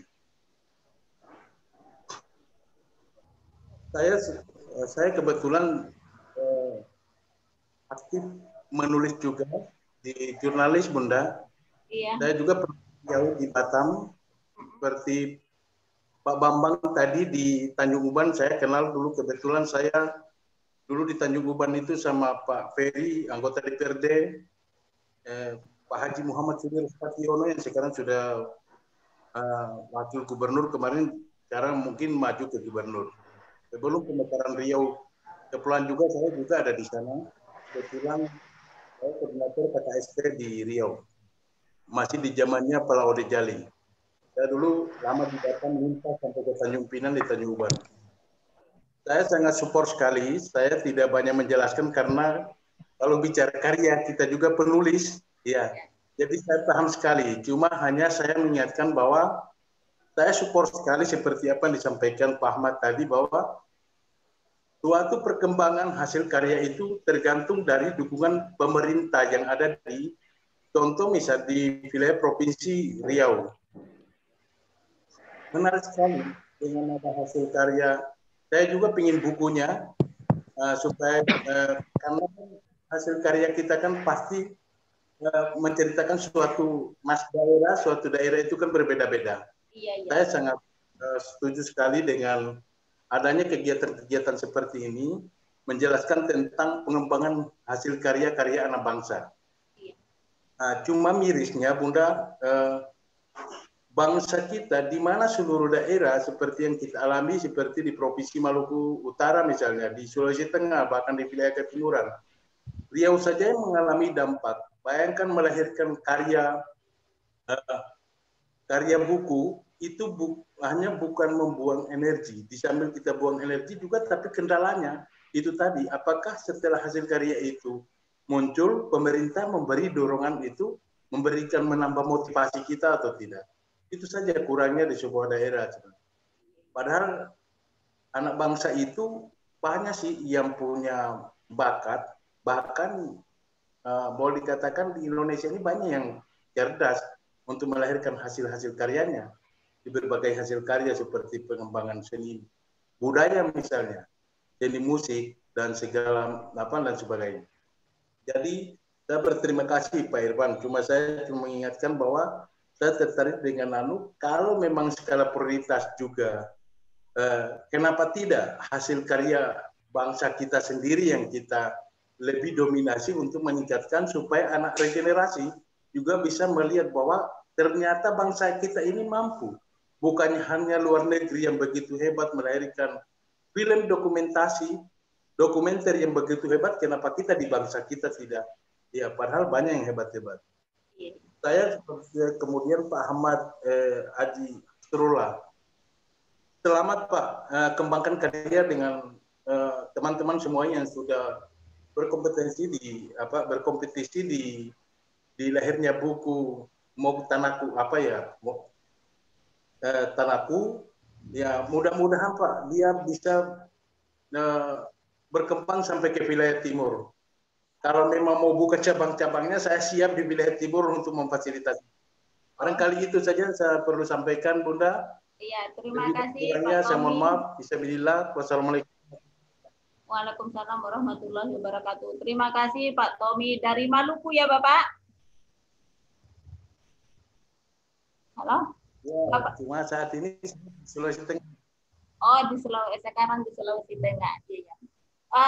Kang Irfan boleh menjawab atau menjelaskan agak beberapa waktu 1 menit lah dikasih waktu. Iya, terima kasih Pak Tommy dan Kak Mulyati. Iya. Ya itulah yang dilakukan oleh Forum Likarpena ya. Salah satunya ya mengembangkan literasi. Di Maluku sudah ada cabang ya, kita wilayah juga. Kemudian di Sulawesi juga sudah ada, alhamdulillah. Ya bahkan Presiden RPI sendiri itu adalah bagian dari Forum Likarpena ya. Ya, Yanwardi Syukur ya. Bang Yan itu bagian dari divisi advokasi, divisi Litbang ya. Dan sering bertemu juga dengan saya diskusi ketika masih kemarin kuliah S3, kemudian berdialog lah tentang berbagai hal. Ini salah satu yang dilakukan FLP juga advokasi ya, salah satunya. Dan saya bersyukur ada Perpelika Pena Riau nih yang sudah dekat dengan jajaran Pemda. Saya lihat ya, mudah-mudahan ini dilanjutkan. Betul tadi kata Pak Bambang, ini bisa jadi merchandise bagi siapapun yang datang ke Riau ini loh, Riau. Adapun permasalahan sudut pandang keislaman itu adalah sesuatu yang wajar muncul dari Riau menurut saya. Bahkan harus ya. Dan ini logis sekali gitu bagaimana Islam masuk menyikapi kebudayaan yang masih juga dipakai oleh beberapa kalangan gitu. Yang sekarang yang diperlukan oleh kita adalah bersinergi membangun literasi, membangun kebudayaan bangsa ini. Ya salah satunya ya dengan tadi apa istilahnya menyadarkan bahwa banyak permasalahan keseharian kita tentang pembangunan yang terhalang oleh masalah mistifikasi itu. Masih termitoskan oleh berbagai hal, sementara orang lain sudah maju sekali pemikirannya, pemikiran sosial, pemikiran kultural, pemikiran teknologis gitu. Sementara kita masih terus saja berkutat di masalah-masalah mitologis dan itu harus ada advokasi, edukasi ya salah satunya caranya dengan cerpen-cerpen ini. Ya mudah-mudahan ini juga menjadi bacaan bagi pengayaan ya di tingkat SMA, SMP bisa masuk jadi buku istilahnya tematik lah, rujukan sastra seperti itu. Dan buku ini aman untuk aktivis budaya juga untuk aktivis literasi. Dan sekali lagi ini perlu dicontoh oleh wilayah-wilayah yang lain. Saya pun melakukan hal yang sama ya di dalam wilayah budaya saya di Sunda seperti itu, karena masih banyak hal yang perlu dinegosiasikan antara nilai-nilai keislaman dengan nilai-nilai modernisme, nilai-nilai keislaman dengan nilai-nilai tradisionalisme. Itu sebenarnya bisa saling bernegosiasi. Kita bisa melihat bagaimana yang dimaksud pencerahan sesungguhnya sebenarnya. Itu saja mungkin Kak melihat. Ya, terima kasih Kang Irfan. Intinya kita menyadarkan orang melalui tulisan. Jadi tidak ada yang instan, mungkin berproses. Ya itulah prosesnya kita dalam terus menulis untuk mengedukasi masyarakat. Siap itu kalau misalkan ada peran serta dari pemerintah, misalkan itu mungkin secara bertahap atau melalui instansi terkait kita akan bergerak ke sana untuk bekerja sama bagaimana visi dan misi kita itu sejalan dengan visi pemerintah, dan kebetulan visi kita sudah sama, cuma hanya merekatkan lagi hubungan itu. Ya gitu ya Pak Tommy, mungkin Bapak di Sulawesi nanti juga bisa bergerak melalui apa itu namanya yang di bawah pada Rumah Produktif. Rumah Produksi Indonesia. RPI. Iya, RPI. Mungkin untuk pertanyaan kita batasi sampai di situ karena waktunya sudah pukul 5:40. Selanjutnya saya sebagai moderator kalau ada kata-kata yang salah mulai dari awal sampai akhir mohon maaf kepada para webinar semua. Saya sudahi dengan wassalamualaikum warahmatullahi wabarakatuh. Oh ya, terima kasih untuk Kang Irfan telah bergabung. Kegiatan masih ada beberapa acara lagi, Pak Bambang Karyawan dan Bang Ijazi. Terima kasih Pak Bambang, Bang Ijazi sudah bertemu di sini. Ya, terima kasih semua. Sebelum kita promo, mungkin akan foto bersama dulu, ndak? Ibu hostnya, pemula. Boleh. Iya. Itu sebenarnya ada yang mau diskusi sebentar, Pak Anto Riau, kemudian Bu Siti Salma juga angkat tangan. Apa kita kasih waktu dikit lagi, Bu? Oh, biar tidak rasa ganjelnya itu tersalurkan. Kalau untuk Kak Elvi nanti kita diskusi bareng ya, Kak Elvi dari FTBM Pelalawan. Salma bisa diskusi lebih lanjut juga, dia sama-sama di Riau. Pak Anto Riau. Ya, halo. Silakan Pak, sebentar aja, 2 menit. Apa mau menyampaikan apa gitu? Baik, terima kasih. Assalamualaikum warahmatullahi wabarakatuh. Pada moderator, para penulis. Waalaikumsalam warahmatullahi wabarakatuh. serta seluruh peserta. Saya apresiasi baik atas karya ini. Saya tadi menyimak dari paparan-paparan yang terdahulu.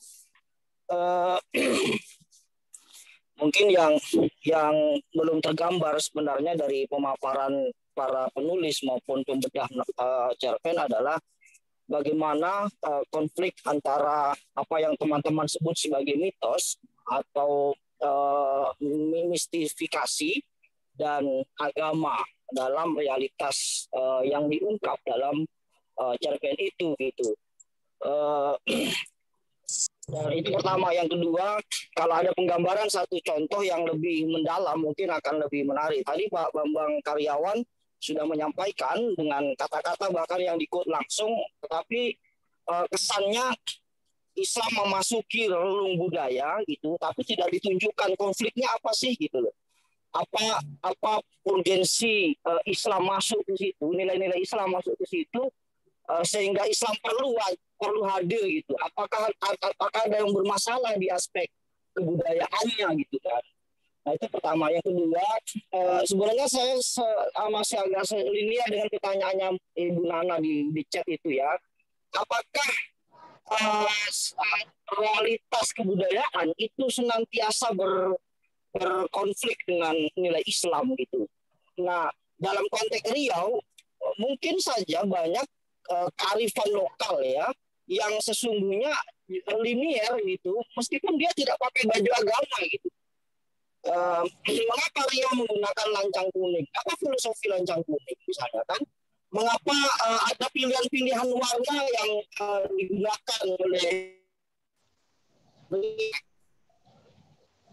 misalnya, lalu mengapa sirih itu dijadikan ikon ya? Daun sirih misalnya, itu kan ada nilai kebudayaan yang diambil dari bagaimana mereka membaca tentang kearifan itu sendiri dan makna-makna apa yang disebut dengan kebaikan dan keburukan.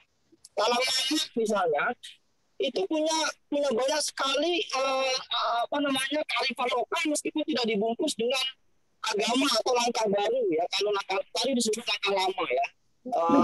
Jadi tesis yang mau saya sampaikan, tidak selamanya mungkin nilai-nilai budaya itu berseberangan dengan konteks nilai-nilai agama gitu. Nah, kalau kita belajar antropologi, saya kira yang paling penting mengungkap esensi dari nilai kebudayaan gitu ya. Nah, ini yang kedua. Nah, yang ketiga terakhir, justru menurut saya atau menurut kami yang paling penting adalah bagaimana, bukan paling penting, yang menarik juga untuk ditelaah lebih lanjut. Ini kayak proyek ke depan lah ya, usulan ya teman-teman FLP, bagaimana menemukan konflik antara kebudayaan dengan ideologi seperti misalnya kapitalisme gitu. Coba ditelaah seberapa banyak kebudayaan yang lokal yang hancur akibat infiltrasi ideologi kapitalisme gitu. Misalnya perambahan tanah gitu ya, yang kemudian menghancurkan kebudayaan lokal gitu. Lama-lama itu tanah ulayatnya kan banyak sekali yang diambil oleh perusahaan misalnya. Dan akibatnya kebudayaan atau peradaban lokal di Talang Mama itu menjadi tergerus gitu loh.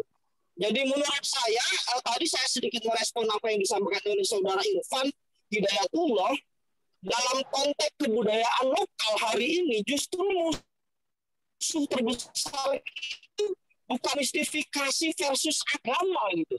Apalagi di Riau, problem terbesarnya adalah kebudayaan lokal versus misalnya itu globalisasi, kapitalisme, atau ada yang menyebut dengan imperialisme baru gitu kan.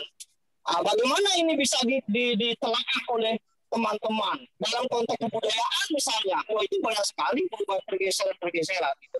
Nah, ini saya belum baca kalian novelnya, barangkali sudah ada yang mau itu ya, tapi oleh alam saya karena belum baca. Saya kira terima kasih. Saya kembalikan kepada Ibu Moderator. Terima kasih. Assalamualaikum warahmatullahi wabarakatuh.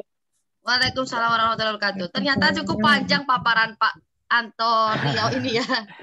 Jadi mohon maaf Bu Siti Salma, mungkin Kang Irfan minta tolong mungkin bisa menyampaikan. Iya baik. Terima kasih Mas Anto, Bang Anto. Sebenarnya kalau mengikuti dari awal, saya sudah memaparkan bahwa kelebihan Motah Tanaku itu utuh ya cerpen-cerpennya.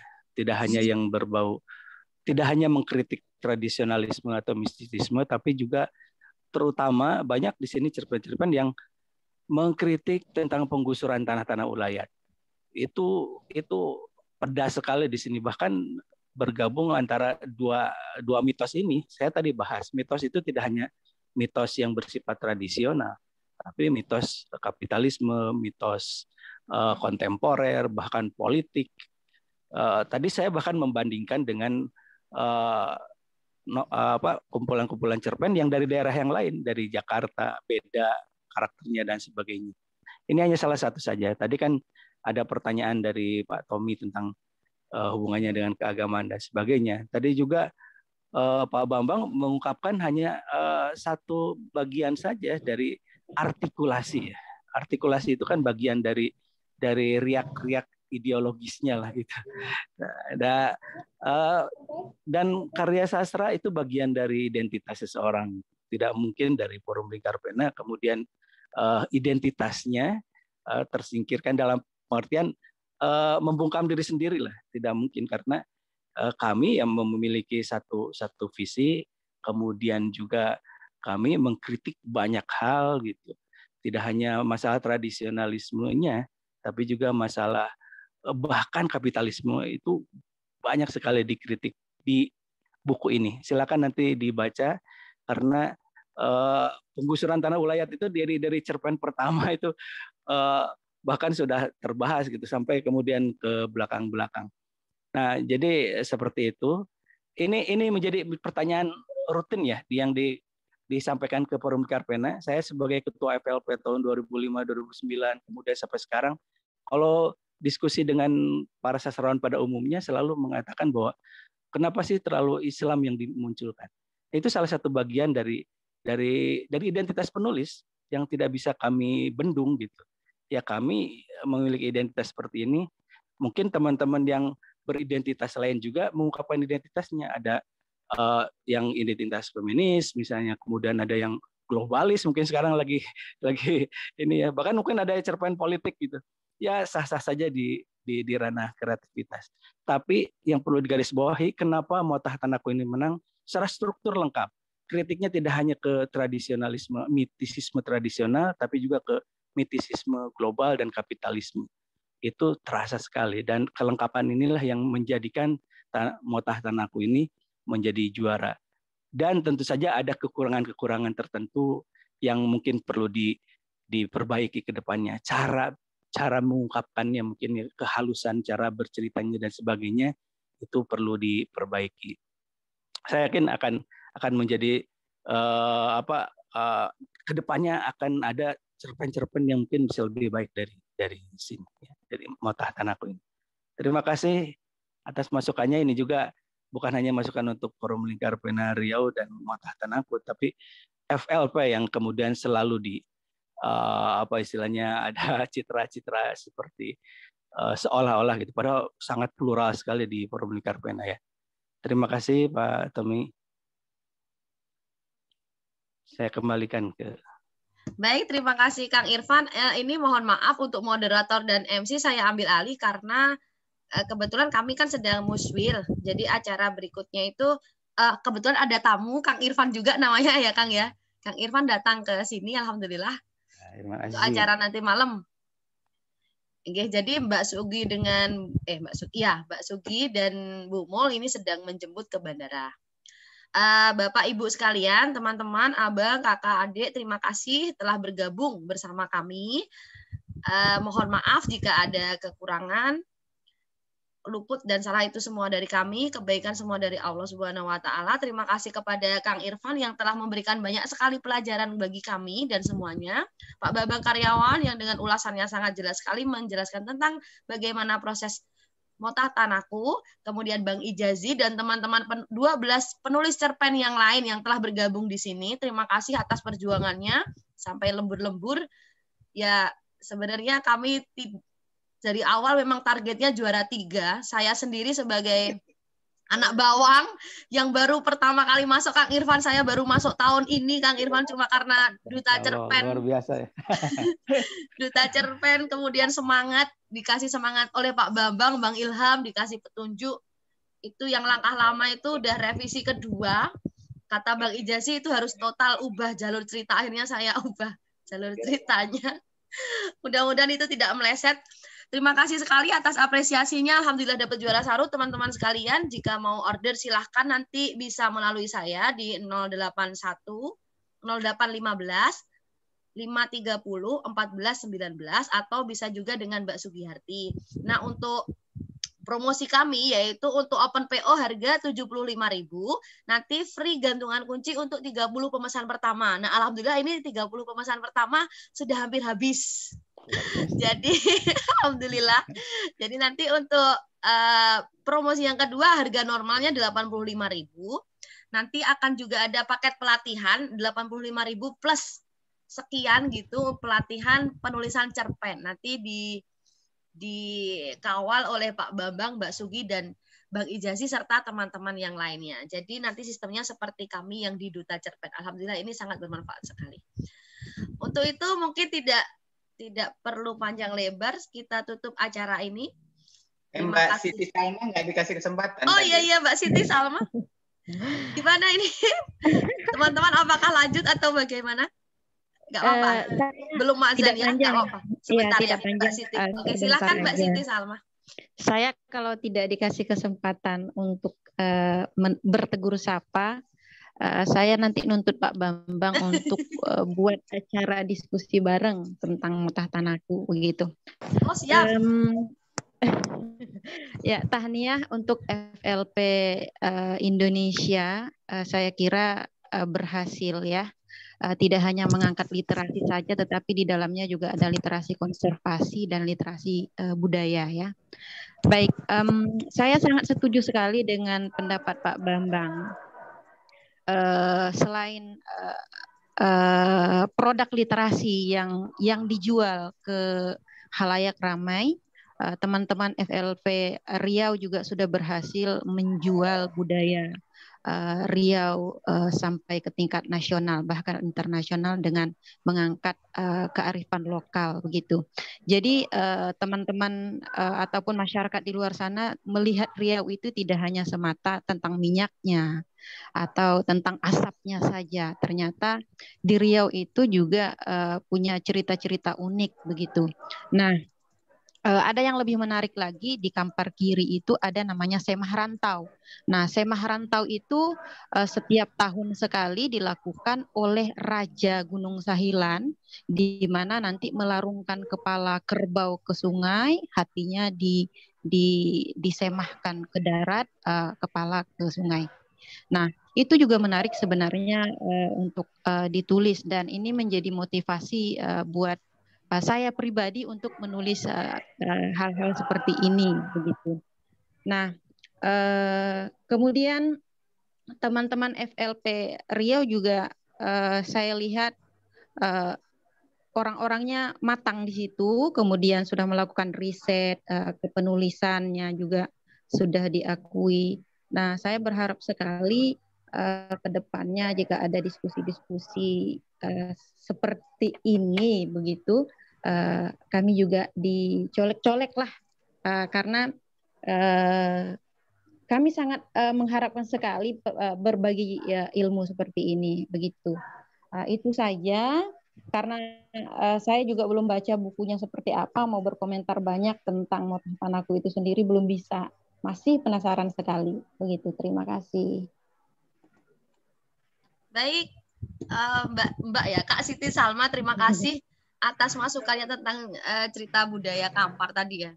Memang saya sendiri yang bukan orang Riau memang seperti Bang Ijazih bilang agak kepayahan, tapi karena ada beberapa referensi buku gitu kan, terus tanya dengan teman beberapa gitu, dan mendapatkan ide di mana sih yang bisa dapat twist, kalau kata orang kan cerpennya ada twistnya gitu yang seru ya.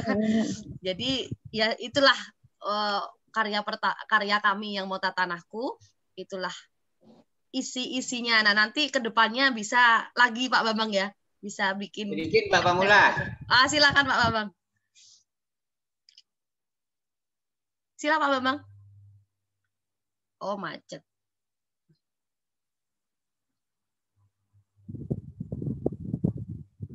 Pak. Berkaitan dengan menanggapi dari Siti Salma gitu ya. Yeah.